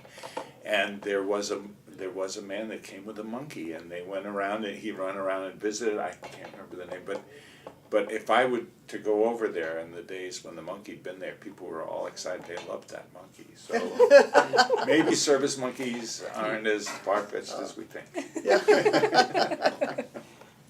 Is that allowed in the senior center? If it's a service service- animal, we can't service discriminate animal. if it's a service Yeah. animal, Oh, so. Yeah. So we're looking forward to Friday. It should be a wonderful, wonderful opportunity. Good, okay, And as was said, I'm sure Yes. Mary would be happy to hear any suggestions that anybody has. yes. And I do like, I just wanna give Cliff some credit for the nice Memory Lane Cafe logo that he came up with, and we tried to really brand that in the newsletter, so we put it, I think it's in 3 different spots in the Yeah. October Oh, good. issue, just so people will start seeing that with the cafe, so. Very nice, yes. Okay, where are we? Shashi, do you have something for us today? Well, yes and no. It seems we are in a catch-22 situation, that the blue wires have been there for quite a while now. The thing is, it's not terminated, and bottom line is, we don't have the furniture to put the computers on. So I got some catalogs, and Sharon and I are looking at them, but it appears to me that we should actually reuse the tables that we have now. Just the top structure is held in place with screws. So we don't need that for the newer computers because they have the vertical adjustment. You can move the screen up and down. So if we were to get them up, and one of the reasons I looked at the catalog is because we were planning to install the new computers in the far corner. But then we have to make sure that the new furniture is not going to be too crowded. But I think the 4 of our existing tables with the top removed would be all that we really need. We would have to get new chairs, the swivel kind, and I think we're good to go. As soon as you can get somebody, is it in maintenance department who would have to do that? Public buildings, Yeah, if you can do that, I think we can tell Bob to come, finish the blue wiring, because then, we can, John's people can install the new computers. But I wanna talk about the next item, security issues. Yes. Did you wanna talk about that? Sharon? We had a security issue here, in the sense that one of those computers, I had put a piece of software, the one with the senior friendly, I had put it on there because I wanted to gradually introduce it to see what kind of a reaction I get from seniors. Somebody wiped it out. Oh, Somebody came in, person unknown, came in and deleted it. It was just that, so now I have, you also notice that the virus protection is outdated. Now, when we get the new computers, they'll be under the town's umbrella and they'll come with whatever the town uses. So we're not tied into McAfee or whoever that's on there now. But it disturbs me that somebody came in and deleted the files that So when the new computers are installed, even if they're password protected, can you also then structure them so that you only have access to certain Well, files and you can't just the go any business- place? I believe that these computers are not set up with a system administrator account, Okay, so that only the system administrator can delete files. See, the real thing is that the seniors who are expected to use the computer will probably use it for things like email or looking up town websites or looking up the news. There's really no need for them to save a lot of stuff Right. onto the hard drive. So they don't really need administrative privileges to do that. You agree? so you just have, so when you go actually to use, but the thing is, alright, so when you're going to use the computers here, kind of like when you go to, let's say, a dealership and they let you have access and you don't really have to sign in, you just go use their computers. It's just that they'll also limit your access outside a Well, certain. there's something we've talked about, and that is user access. Because do we want, for instance, your senior center card can be set up as a sign-in. Well, then Do you could, want to when do you be that? able to do a sign, you should be able to have a little site and then just do a sign in when you get to that computer. You have to sign in and do something in order to get in, or you can have individuals' username and password. So the security issue needs to be discussed Yeah. in greater detail. And we have to get something in place, the furniture and the chairs in place, before John can actually move the computers over here. do we have a time frame? Well, do we? As I think that the thing to do is to get the tables moved and set up and the chairs in place, then we can at least go to John and say, or to Bob and say, we need to have this done. So it's kind of a domino effect because before we can move the desks, we have to get rid of the organ because they'll need to go in that corner. Shashi and I were crawling around with a measuring tape and measuring out the corner to make sure that if people were playing pool, that they weren't hitting anybody with the cue sticks if they were sitting at the computer. So we made sure we had enough clearance. But there isn't any way to fit the 4 computer stations and the organ there. But I think the building oversight committee had felt comfortable with keeping the piano but getting rid of the organ, last I knew. But how we never got the organ fixed, that's the thing. so where the organ would go and how we would move it and then where does it go, how do we find it a new home type of thing, that is kind of, I apologize, I have to go to a chamber event, which No, I normally would not have to go to, but because it's at the hospital, oh, I have to present the person, so. Oh, okay. So I well, good luck. apologize. thank you, Virginia, thank you. No, I'm really glad that she was able to come, and I think that's important to get us on the right. Yes, yeah. yes, Yes. Great. Thank you again. Thanks. thank you. Does anyone ever use the organ?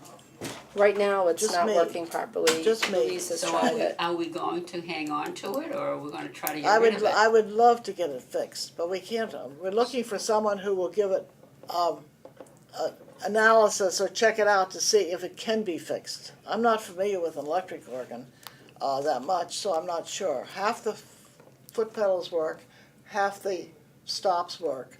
They're not called stops, that's the other, I forget the, whatever. So I don't know if it can be fixed and if it's feasible. Well, how are we gonna find out and That's what I've been trying to find, I've been talking to everybody I know to see if they know somebody who, is there anybody out there know somebody who can assess our organ? We would love to have somebody come and assess it. Did Cliff It's- have an organ person at Mount Olivet? Only pipe organs. Oh, It's Well, that's the thing. altogether different. Yes, and, Yeah. and that's what I'm used to is pipe organ, so that's what I'm not familiar with the electric But it's organ. a con organ, so we need to find a con man. That's, The what? Oh, it's a con organ, so we need to find a con man. yeah, There's gotta be one around I somewhere. don't think that'll be too difficult. yeah, must be, yeah. Send a service monkey to look. Yeah. Well, If they would donate their services, it would be even better, but, I think with the digital keyboards, very versatile that they are, they're sort of replacing this kind of organ. that's it, it's And an so old, it's I an don't old know organ how now too, much- yeah. I'm not finding an you organ, consider I'm finding giving a it lot of away? them for sale on eBay we've used. talked about that. It is very old. It actually came up here with us from Parker Road. So it was donated before my tenure when we had acquired space at Parker Road.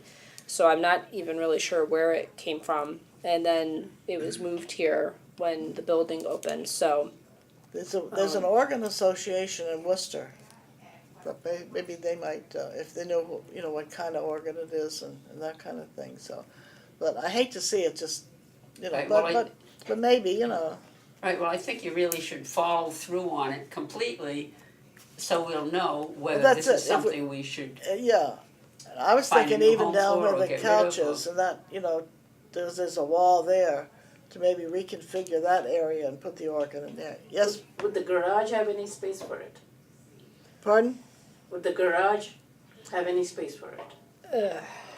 even if it did, I don't know that would be right, It's no- healthy no for heat, it because There's no heat out there, it's when they, damp. yeah. particularly when they bring in, with winter coming, when they bring in the snow removal equipment, the snow melts off of it and it gets very wet in there and slippery. So things that are left in there could potentially get wet from snow. And it's So too there's cold. there's no place really to move it in the senior center to another place. Well, that's what I'm thinking. As I said, where the couch is and thing, I think there's a wall there. If you reconfigure the sitting area, I think I'm not sure. I haven't measured it, so I don't know, but we'll look into it. We'll see what we can, but we need to move that before we can put well, the that's what computers in.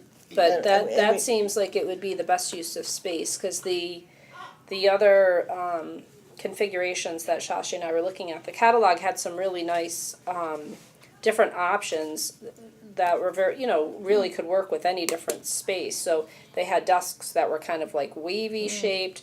We had talked initially about kind of like a hexagon shape.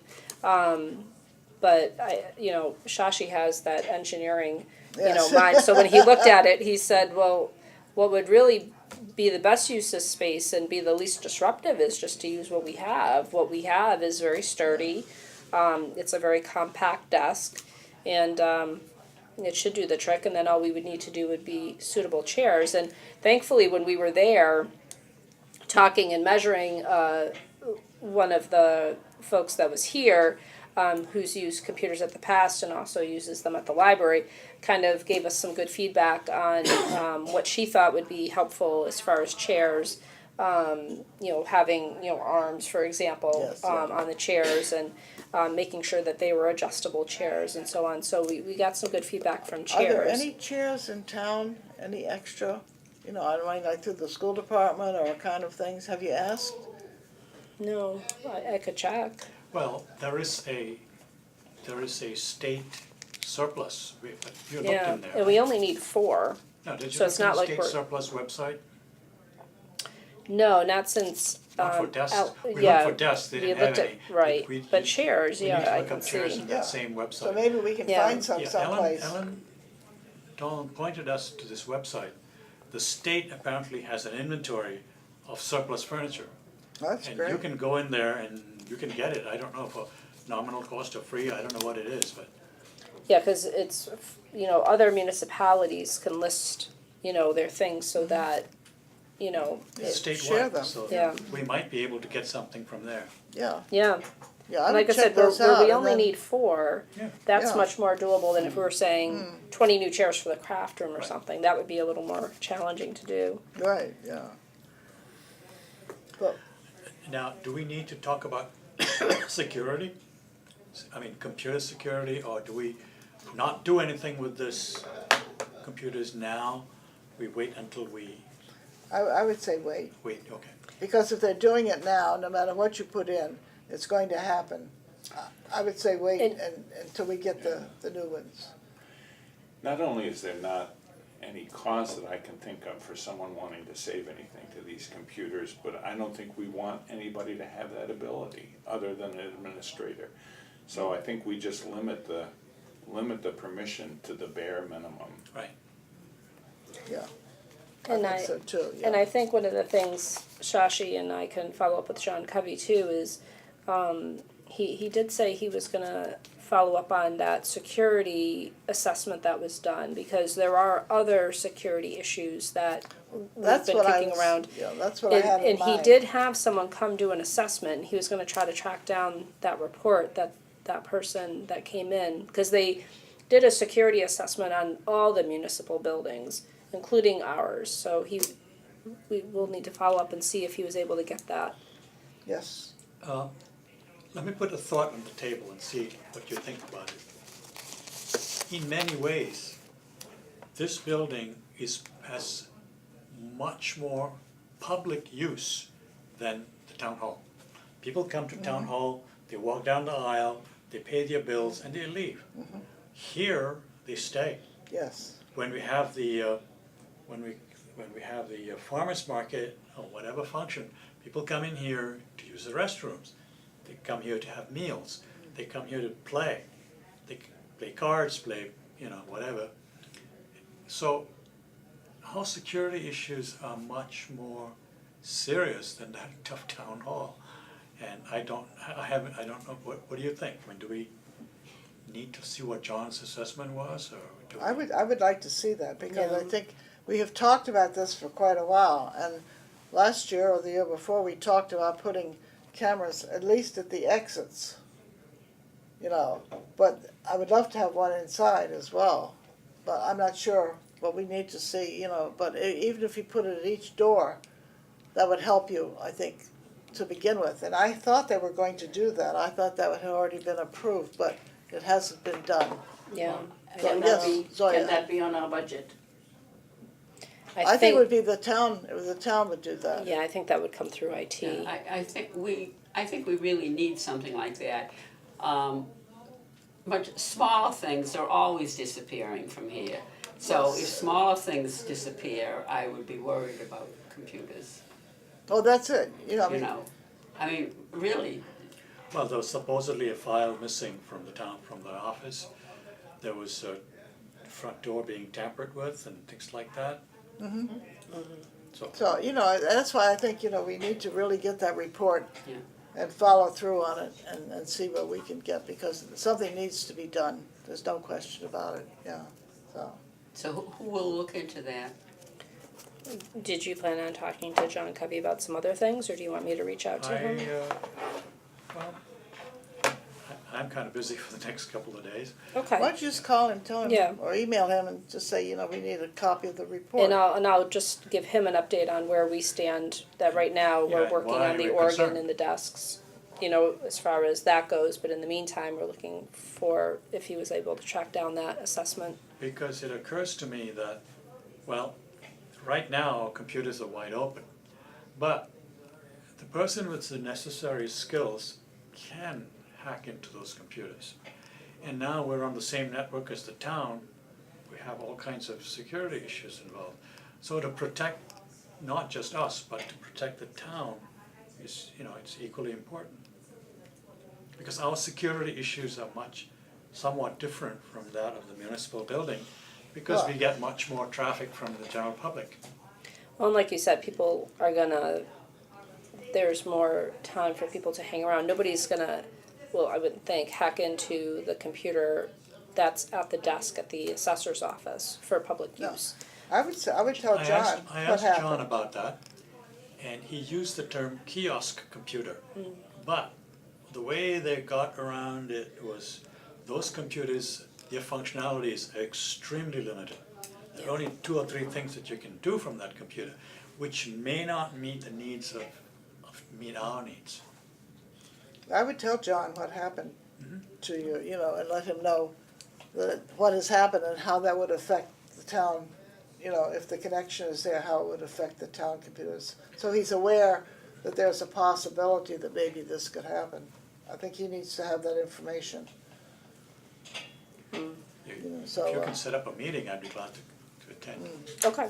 yeah, so, because I think, you know, maybe there's some way they can block the rest of their computers from being impacted by ours. I don't know, I. Yes, that, I did talk about that to him. And yes, that is one of the things that he has to do if we're going to be on the same network. So that's why I think he needs to know what's happening and just to be aware. If he wants to block it, then, you know, I think it'd be important, you know, so. Okay, well, we're coming right along here. If we can, maybe by next month, we can say they're all in. Wouldn't that be nice, huh? Very quickly. The coffee machine, it's still free.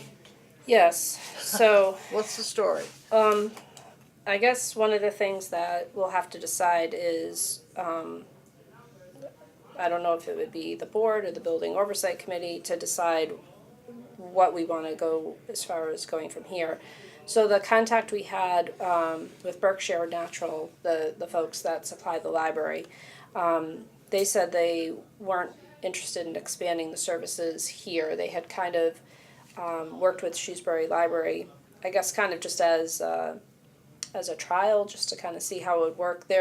What they really do is they supply their vending machine and they put the K-Cups in their vending machine. The library already owned the Keurig from their previous location. So basically they're just supplying it as part of their overall vending arrangement. So they,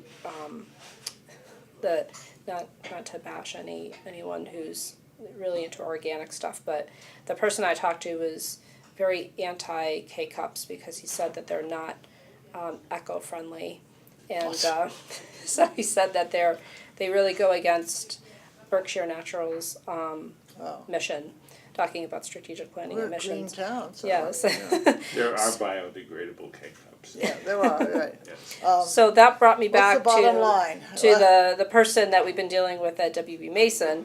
And so he said, if we do want to proceed with putting the coin op on, which is what we were originally talking about, putting the coin op on the actual brewer, so somebody would have to pay to use the actual brewer, the coin op attachment would be around $500. Which was about the amount of money that they gave us to have the Keurig put in. So, Right. This is turning into a so how disaster. cost efficient is that? How much coffee would people actually how many people would actually have to buy coffee in Yeah. order to reimburse the 500. 500? 500 people at $1 each. So, don't charge. I mean, I my mean, what is the cost now? I mean, it's free. I mean, how many cups do we do a day or a week? we went through, because we are due to place an order with WB Mason again, because we had ordered, I think it was 6 cases from them back in February, and the last 2 boxes we just went and got from BJ's, while we were trying to figure out what we were doing, because we did run out of what we had gotten from WB Well, Mason. you got 6 boxes. How many were in a box? How many K-cups did you get? I think there were 2 dozen in a box. So you figure it took us roughly 4 or 5 months to go through 2 dozen boxes. And how much did that cost? I don't remember from WB Mason. I don't remember what our first, because we were just starting with it. They, About 150, 144, 12, 12, so 24, 144. So say roughly 150 yeah, in 5 months. I mean, can we afford to Question. so that's about 30 people, 30 cups a month roughly yeah. over the So course I of was that just time. wondering- One a How day, much- one a day, No, I was wondering how much it actually cost that's right. So for 5 months, and if we do it, $1 a cup, and I mean, it costs us $30 a month. I mean, can we afford that? Yes, In one of our earlier meetings, we talked about making this available for free because it creates a welcoming environment. right. And It is people free, yeah. walk in and, if you wanna have a cup of coffee, you smell the coffee brewing, it's supposed to add to the atmosphere. How much would it cost us based upon our current usage? I was just saying about $30 a month. It can come out of the gift fund. That's right. right, So we just leave it the way it is then. What we need though is somebody to be in charge of it. And it does seem like it is getting more traffic now that it's been moved closer Election to the day, door. we got a lot of Yes. business. People walk by on election day because it's up near the door and they can see it, Yeah. so, and that's fine, but, Beth was wanna find somebody to take charge of it, or? Yeah, she typically will come down if it's, jamming again or having some type of an issue.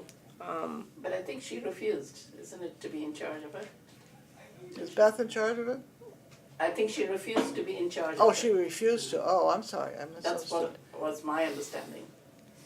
As far as I know, she didn't refuse. We need But I somebody, know we need somebody designated to be in charge of the machine and all the accoutrements that go with it, because you need all the cups, you need you need everything to make sure that they're there every day. And, Excuse me? yes, When you do the tasks, when you decide the task descriptions for the office staff, this is something that would be in your task description. Because I don't see how, Beth has got enough on her plate, I think, that I can understand why she would want to take over. But it seems as though in most offices, it's the office staff that does the coffee. somebody does, yeah. And they're here in the afternoon as well. Where, Well- so somebody say, once they leave the kitchen, the afternoon, and a lot of people come in the afternoon as well. So I know my group meets in the afternoon, they're looking And for Roger coffee. has his coffee in the morning, so that the people are usually going to Roger's coffee. You Well, could always put a donation little jar next to it in That case might be anybody all. wanted to, that's a good idea. just in Just, case yeah. they They're free, but there's a put a donation. quarter or and- 50 cents yeah, in or good. something, That's a good and- idea. well, actually, one of the things that we've been kicking around and fleshing out, Stacy and I, and getting feedback from some of the receptionists and the other office folks, on the jumping ahead to the greeters, trying to figure out how we can, attract more folks. And that's actually one of the things we were thinking we could roll into that task. Because if somebody's here greeting, they could walk around, go over, check the Keurig, and it could be something they were doing while they were No, greeting. you need one person Yeah. designated. Because when you have one person for every 2 hours or 3 hours, it's not gonna, and if they're not there, there's nobody, you need one person designated. If that person wants to get some help, then that's their business, how they wanna handle it, but one person has to be in charge. So that everything goes quickly, when you start doing 6 of one, it doesn't work that way. It's So just- who should that one person be? Where should? Well, that's what Yeah, Chad's because you've got to find somebody to, but there's very few people that would be here every single day to be able to maintain it. You're talking about staff. yeah, yeah. Well, because the only people that would be here every day would just be me, Cynthia, or Beth. We're the only the only folks that are here 5 days a week, and Beth technically isn't our staff, No, she's that's other right, services right, staff. yeah. But isn't there some other person, even if it's not 5 days a week, if you trained 3 people that might only be here 1 or 2 days a week. You But could do that that, yeah. person,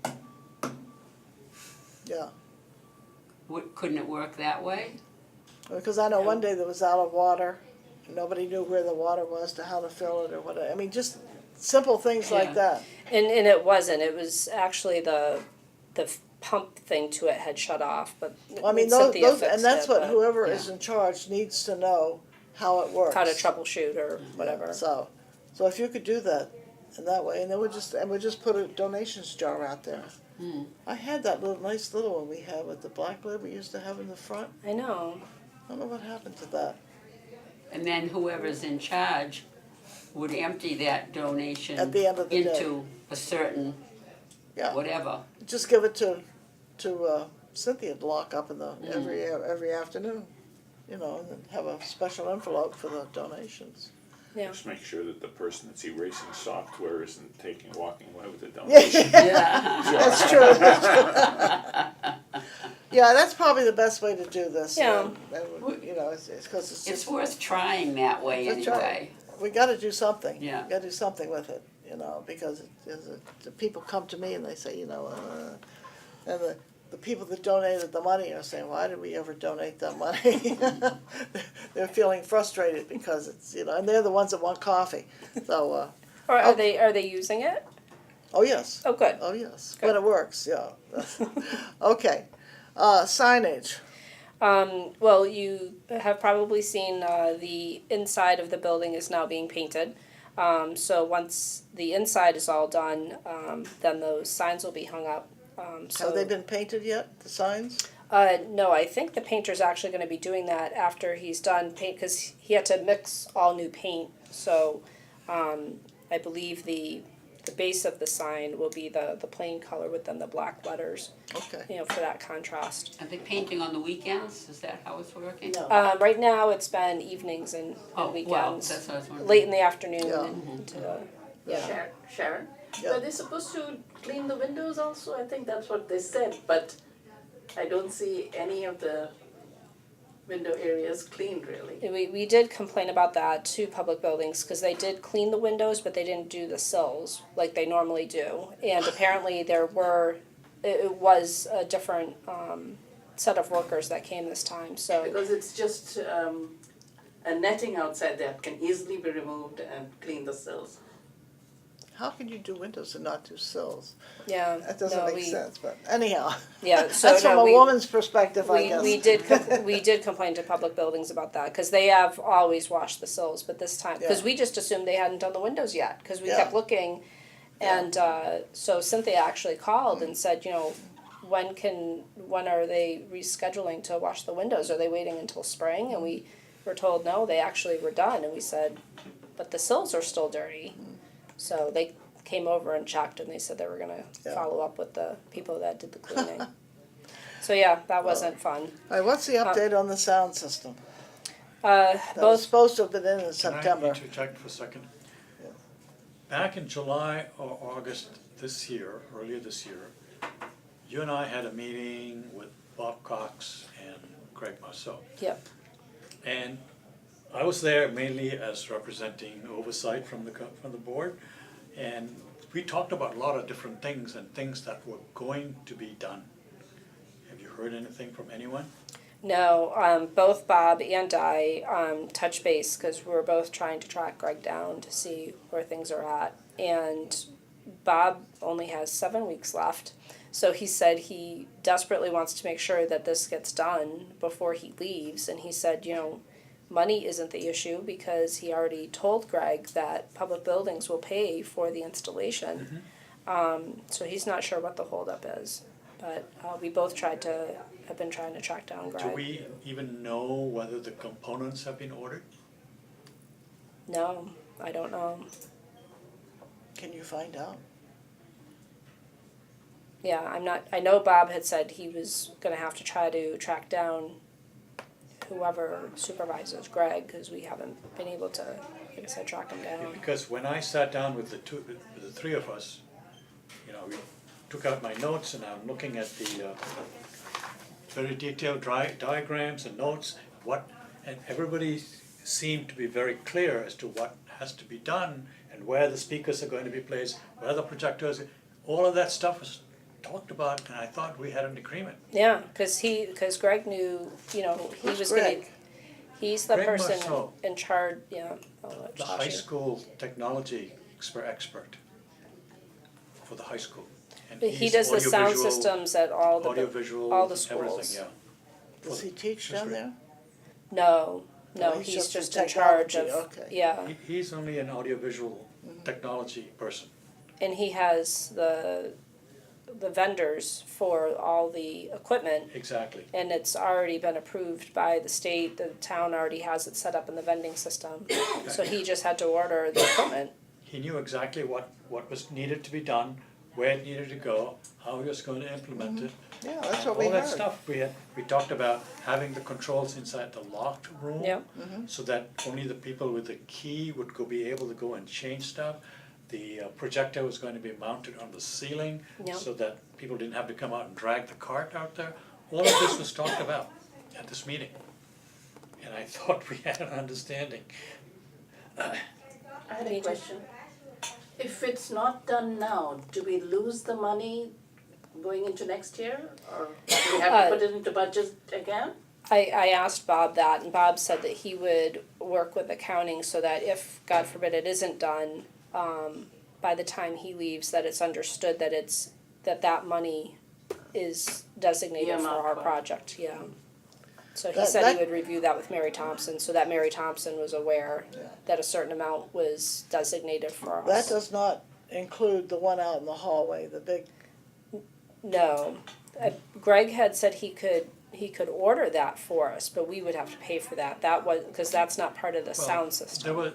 The way we talked about it back then, in August, there were two components. The stuff in the far end of the dining area would be provided by the town, but if we wanted additional, just like a TV type display for the dining area or out here, that would have to come out of our budget. well, I But think we, at that point, but Greg knew what we wanted. In fact, he was the one who came up with the idea of mounting it in the kitchen at the far end on the ceiling, so that somebody walking by can still see what's going on, rather than have it here at the front end, where only the people coming in the front door would see it. But we can talk about that later. But the thing No. is, it was all the position of the speakers, the position of the TV monitor, the position of the projector, the lectern, the wireless microphones, all that was talked about. And I thought we all had an understanding as to what needs to be done. well, we had voted the $4,000, the board, to approve the extra. We did that, what, in August or September, I Exactly. forget what you, And I did call Greg and I had left him a message when we knew that we had extra formula money. And I told him that we could go ahead and order, yeah. that screen, because we would now have it from our formula. But But that's what, I think we need a screen in the front hall. I don't know how many people are gonna look in the dining room to see the No, screen. the idea was that anybody who walks by, because it'll be mounted high up.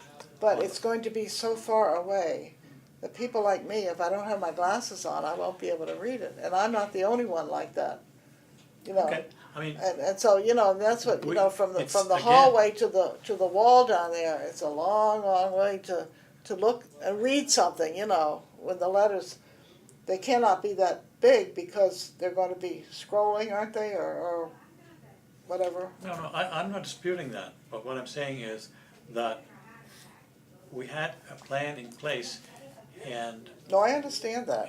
nothing seems, I don't know what No, to do nothing has next. been done. But, And I'm waiting to be able to hear better. yes. But, no. That may so- not be an AV issue, though. No, but I think if it's done, when it's done, I shouldn't say if, when it's done, if we could include the one in the hallway Sure. at the same time. Yes, And I was at BJ's couple of weeks ago, and they have those big televisions for $1,000. And that's all we need.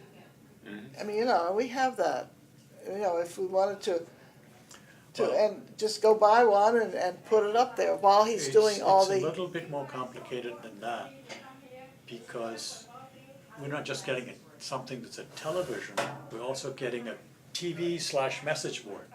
And the message board, we have to, the mechanics of getting the activities onto the message board, again, we have an office staff responsible for that.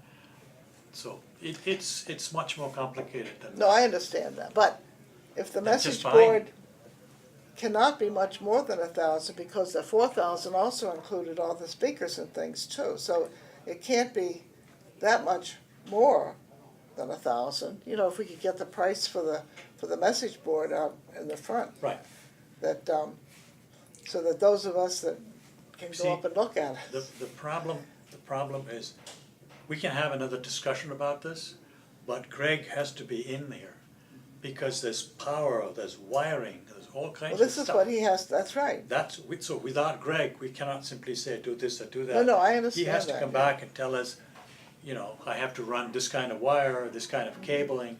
You see, for message board, you probably need both Ethernet and video, Mm-hmm. and you need power. And is the power available? Then Bob Cox's people have to get in. The electricians have to be involved. So so if we had started in September, we'd be well on our way by now because of all the infrastructure that needs to be built. It was supposed to have been last September. So maybe by next September. I don't know. Yeah, could you ask him how much the message board is and what the process would be to put one in the hallway? Yeah, I thought didn't he give us a quote on the message board? He said, I can't remember exactly what he said, but Well, that's, we I could thought look, he we could did. look we need into to look that. at But- this. But, you know, but I think it's important to have one out in the hallway as Sure. well, as they come in, you know, so. Okay. Where were we? Greeters. Well, so as I said, we're still trying to work on how we can recruit folks. Because right now we're still trying to recruit folks for the high school, because there's been turnover up at the high school, turnover with our receptionists. So we're still trying to kind of fill in all these different slots all at the same time. Are there any greeters from the high school that would be interested in greeting here? Has that question been posed to them? I believe Ruth, the person who coordinates the greeters at the high school, did see. I believe at this time there isn't any interest, but I can have her double check. Because I thought somebody had said there was one of the men that wanted to do something, maybe that was this summer, I don't know. Louise, Yes. question?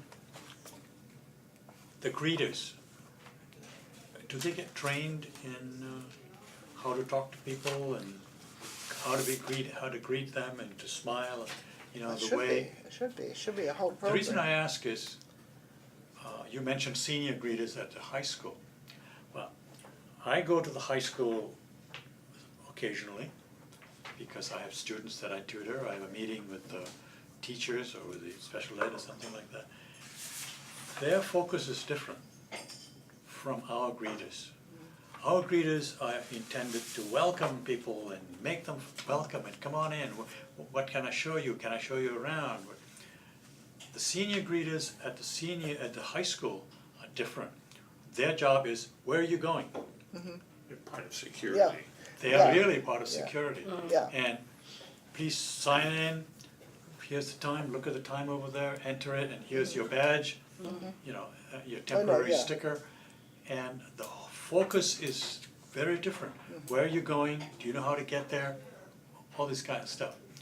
They're not trying to be welcoming and friendly, so I think our greeters have to be trained. Oh, definitely. Oh, there's no question. They need to know where everything is in this place. Absolutely. Before Now, we get do the we have- signs. Do we have a training plan in place or are we going to develop a training plan? Who's going to do it? Who's going to bell the cat? No. Shouldn't that be the volunteer coordinator? We'll put that on our strategic plan. And set the goal for 6 months and see if we can meet yes. But they're volunteers, so it should be the volunteer coordinator who trains them. Yeah. Yes. I mean, hopefully it would become kind of like how it is up at the high school, in that again, like a train the trainer type of system. You know, we have a volunteer, Ruth, who coordinates, you know, who The covers difference and is- then who, she trains new folks and, The difference is the senior greeters at the high school, they have a little, you've seen that, right? They have a little desk, they sit there the whole time. Yeah. Whereas our senior graders cannot hide behind a desk.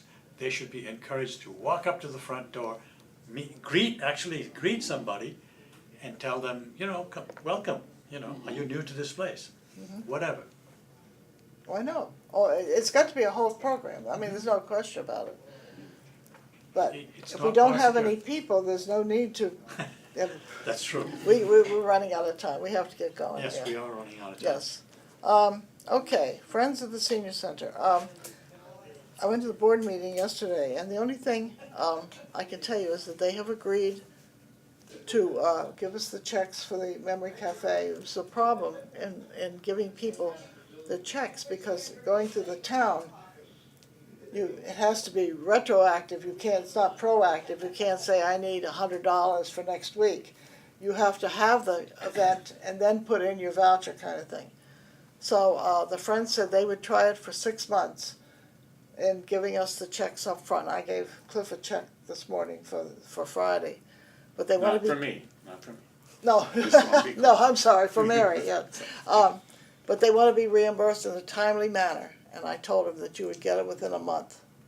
So if you put it and right that's in. about the turnaround time to. Yeah, so, to get because it that, has to go yeah. through payroll and all that kind of stuff, so we have 6 months to prove ourselves that it's gonna be good, and hopefully that'll work out, hopefully we can get it to work out. And they were very pleased with us Saturday, SOS, the Spirit of Shrewsbury. It worked out very, very well, I thought, I really enjoyed the day, it was fun. A lot of people, I think, many more than a year ago, so. Any head counts? I thought Dr. C said at least 60 people went through the screenings, which Yeah, I there were thought a was lot of phenomenal. them that went through the screen. It was a beautiful day, and it's a perfect, and I don't know how many had Sundays besides me, but, so we had a good time. No, it seemed The like there knitters, was the good knitters traffic. didn't sell very much of their stuff, but they had a lot of beautiful things out. Mm. And the raffle, we had six things to raffle off, and one of the women won twice. But it's funny how these things work. So it was a fun time. I said we hope next year to expand it and to have some more. I liked the idea of the health fair. We've been talking about that for a long time. And I think to coincide with the Spirit of It Truth. used to be very well attended when we did have Yes, those I know health it. fairs. Yeah. We had the reason why it dwindled was the committee. We had a very active health fair committee that had met, they basically met year round. Yeah. And when folks that served on that committee ended up having other commitments and things like that, then the committee kind Yeah. of fell apart. But I think it's definitely something to consider for future fall festivals. And then I think the other thing, I thought the senior prom was really, really good. Oh, I thought that was it a was lot of fun fantastic. and just a Oh. nice way to kick off the fall festival. It was so much And- fun. It And was really, really a very well fun- attended and Was it 80 people, I think, there? And the music, he is so good. I never can Joe remember. Coriglia. Joe Coriglia, I never can remember his name, but he is fantastic. Really, really did. I played all the old time, I even did the twist and all the other stuff, you know. All us old folk out there Have doing you all. got some pictures to post around somewhere? Well, that's what was really fun too, is the photography club that meets here volunteered their time and they volunteered all night and did portraits. They did senior Well, portraits. I saw one of them, one of the gals that attends one of the exercise groups. It was a beautiful picture of Yeah, her. they were really, Yeah. really nice. So. No, but I didn't know if anyone was there that was just taking random pictures. I think some people did on their own, I mean, you know, they. Because it would be fun to see Yeah, some of the pictures that, Yeah, yeah, but it was So- really fun. So hopefully it'll happen again next year, and hopefully we'll have an Yeah. even bigger turnout because it was definitely fun. it Would was it make fun. sense to put it in the newsletter? Give us your favorite pictures of the Well, that prom. would be fun.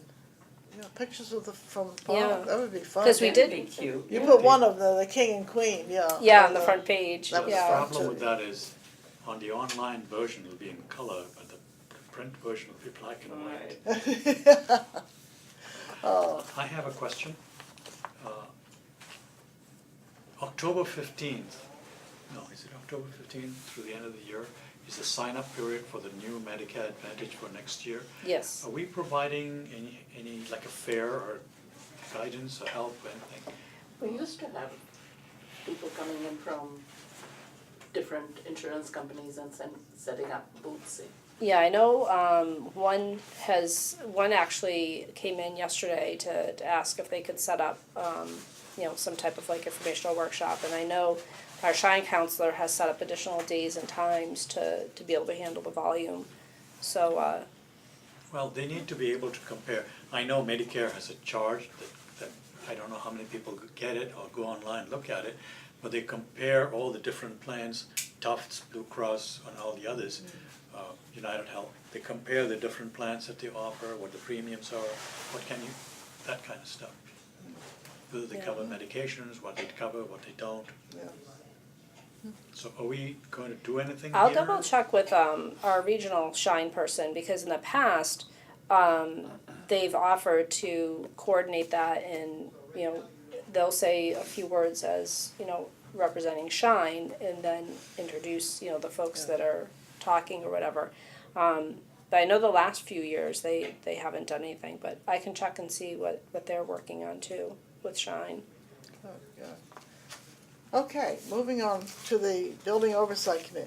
I don't think you got this report. I did, Oh, you did get it? yes. Oh, okay, good, good, I wasn't sure. That's Thank you. good, yeah, I thought, yeah. If you look at they want us to approve their new, Guidelines. guidelines. If I can find the right one here. Where did I put it? I just had it here. Here it is. I found it. They just made a few suggestions. Under the mission, they added and adjustments. Objectives, they added, or to implement, to suggest and or implement devices or ideas. The commitment, they're going to meet every other month instead of every month. And then with the report, with the recommendations and their accomplishments, they want to push, so they've done an awful lot in the short time that they have been on board. And then the reports. So I think they're good suggestions that they added to it. Does anybody have any other suggestions maybe that maybe we would add or unhappy with what they suggested? I'm happy with what they suggested. Well, the question I would have is, yes, I like those suggestions, but how are we going to implement them? They implement them. We're just approving them. The board, they wanted us to just approve it. That we, So it doesn't- we there's accept, no- I guess we accept it. We don't approve, we accept because as I said, There's the no original one, cost involved to us, there's Pardon? no cost involved with that? no. Because, well, their suggestions they give to us, some of them have costs, but, and we're not, it's not our responsibility for a lot of them than other people, but they go to the other people, whoever, needs to be. I guess, Ben Tartaglia is gonna tackle the recycle bin. That's been making the round, so he's gonna try and see if he could do something with that, so, and then they're also putting out flyers to get people to come to lunch. And so there was a suggestion yesterday, someone had mentioned to the Friends, if they would put in like $1 little certificate in the newsletter, that people could get $1 off lunch if they came for the first time, But the Friends didn't, they said they would take it under advisement, they didn't approve the expenditure yet. But it's an idea they're thinking about. So I think, and they're gonna put these around town and let people know that they can come to lunch at the seniors, which I think is a nice idea, so to advertise what they do. But, okay, back to the guidelines. Can I have a motion to accept? So moved. I second. Second? All those in favor? Aye. Any opposed? Tell Lillian that we accept their guidelines, okay? I think they're a very important group. I walked past the closet yesterday and I saw all this stuff in there. And they're painting that room and they've taken all the stuff in the walls and it's right in the floor of the closet. And I thought, I stopped for a minute and I said, where did this go? And then it dawned on me they were taking the stuff down. So because that closet is beautiful now, they've just cleaned it up so nicely, you know. So, okay, we have budget discussion. This is, yes. On budget discussion, we've got feasibility study, new van. Now we're going to add service maintenance costs for the new computers, right? That's going to be Yes. another budget item. Yes. Said other, but this is one of the others. The other, the dividing this into, well, let me go back. The general discussion we're going to have in the total budget, we will be doing both the capital and the operational. They've divided it into two parts this year. And we will start that in November. The capital, which is what Kristen said, that it will be due the middle of November. You have to apply for the capital expenditures. And the feasibility study is one of them. And what'd she say, 20,000, I thought she said? Yeah, she just kind of thrown that out there, but When would that take place? We're not sure. We don't know.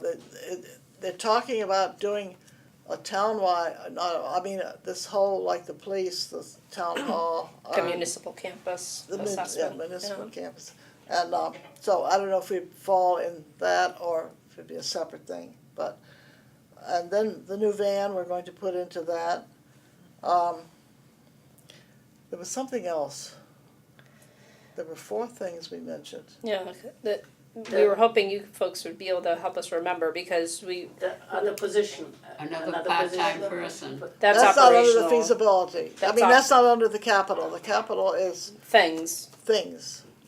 When Oh, we get to the budget, we'll That's do operational. oh. Okay. Yeah, But that's, we knew the feasibility study was 1, the new van was 2, something towards the technology, either the maintenance or whatever was 3, but we thought we had talked about a 4th one and we were racking our brains when we were doing the agenda and we couldn't think of what the 4th trying to one think what the was. 4th one was.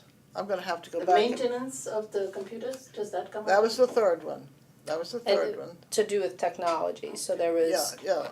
technology well, costs, new van, This was the maintenance of the feasibility. computers that Kristen mentioned, so maybe that needs to be a separate one. That should probably be a separate one, because we had talked about the general technology. Do we need to put the sound system in there again? Although the money's already there. Yeah, that's what, because I asked Bob that when we talked about this, and he said no. He said the money is all set. The money isn't the issue. So we'll But I know there were 4 things. We'll just go can't back think and of check the minutes and see what before. that 4th thing was. So we will have 4 capital requests, capital funds requests that will go in the middle of November. So that we'll see where they go. They'll be in competition with every other department, so we'll see who wins out on this one. Hopefully we'll get some of the things that we'd like, you know. The feasibility study, I think, is probably one of our, besides the van, but because we need to have this building looked at and see for, Where do the cameras come into place? The security cameras, what do that, that's What a do whole they fall different, that's under? not a feasibility, that's That would be un- under IT. yeah, that's under IT, And- I don't know. Why don't we mention the security Yeah. cameras and As I see. understand it, security is a municipality thing. And what John is doing a security assessment for all the municipal buildings. And when he upgrades, it will be for all the municipal buildings. when does that take place? Whenever they approve the budget next Oh. year sometime. Okay. Yeah, but that's what you're gonna get, he's already finished that. So we don't have to put He that sent somebody out specifically to anywhere do for an us? assessment. I'm not, unless we want to. You Yeah. think that we have an immediate need, that we need to get Well, some it might security bring it cameras immediately? more to the attention if we also ask for it separately. We can Doesn't put it in. hurt. Yeah, it doesn't hurt, and they could Doesn't just say hurt. where it is, or even talk to Kristen about it, she can guide us and see where that is, you know. Because it really needs to be done this year, I think, we'd like to have that done. Should have been done before, but, I think it should be brought to light yes, I agree. specifically for yeah. our building. And then if they say, well, it has to be with every, fine, but at Yeah. least if we, I think so too, Norm, I think you're right. And this is what's good about the capital stuff, is it allows Kevin and Kristen to see where certain things might overlap or be able to roll it into multiple projects that cover different departments, so. Yeah, but bring it up anyway. yes, I think so, I think it's a good idea. It doesn't to hurt. bring- Yeah, Cause I know Angela had actually talked about, possibly, refurbishing the bocce court. I know that was something that she was Yes. talking about having in her, Yeah, that's capital under her- budget Yeah, under, you know, but obviously, you know, keeping us in the loop about it with, because looking at her list of things that she I emailed her this wants to summer do. about it, or this early fall, because we were gonna do a bocce tournament in the spirit of Shrewsbury, but the courts are not up to having any kind of tournament or anything, so maybe by next fall, we can have a bocce tournament or whatever, you Yeah, know, 'cause as they- part of spirit of Shrewsbury. Cause those were installed, I think it was when the building was a year or two old, Yeah, so. they've been there a long time. And need- they were, there was a Boy Scout project that, refurbished them a bit, maybe 5 years ago, but, you know, Angela said it's really at the point now where it It's got really to be needs to be That's what, redone. a couple of the women I play cards with play bocce as well, and they said it has to be, they lay a layer of stone and they lay Yeah. a layer of something. 'Cause I mean, that she was telling me about deteriorates. 5 or 6 layers that go into a true. Cause you know, over time it erodes Yeah. and And deteriorates, there's grass so it, growing out of this one, or weeds Yeah. or whatever, you know, so it said you can't very well roll the ball down. I don't know how to play, I've seen it done, but okay. So at our November meeting, is Jean coming? I'll find out, but that's our plan, is to have Gene Have- Budenhagen come as he does every November. Like he has before, and he's on the finance committee, so he always gives us good advice and tells us how things are.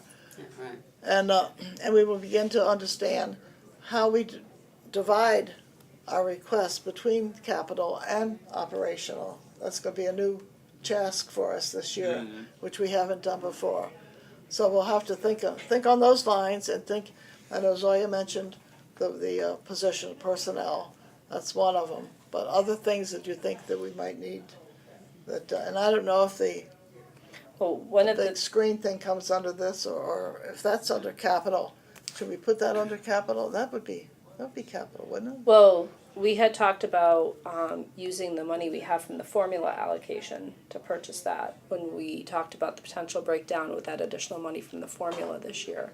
We had talked about, possibly Yeah, yeah. using it to get that.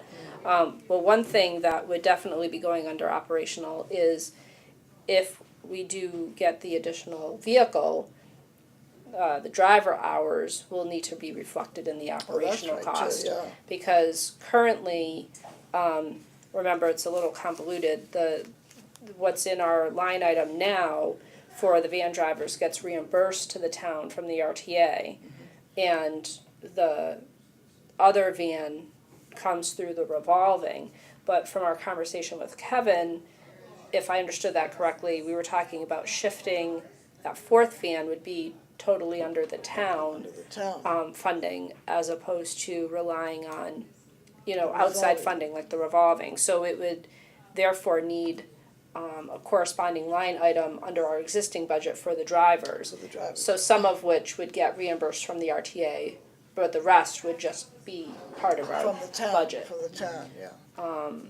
So, that, and we already know, we're gonna have to bump up, the, I forget what the name of the line item is, the travel reimbursement line item that we give, the Meals on Wheels drivers. We'll wanna look at that because the reimbursement rate per mile, just increased recently.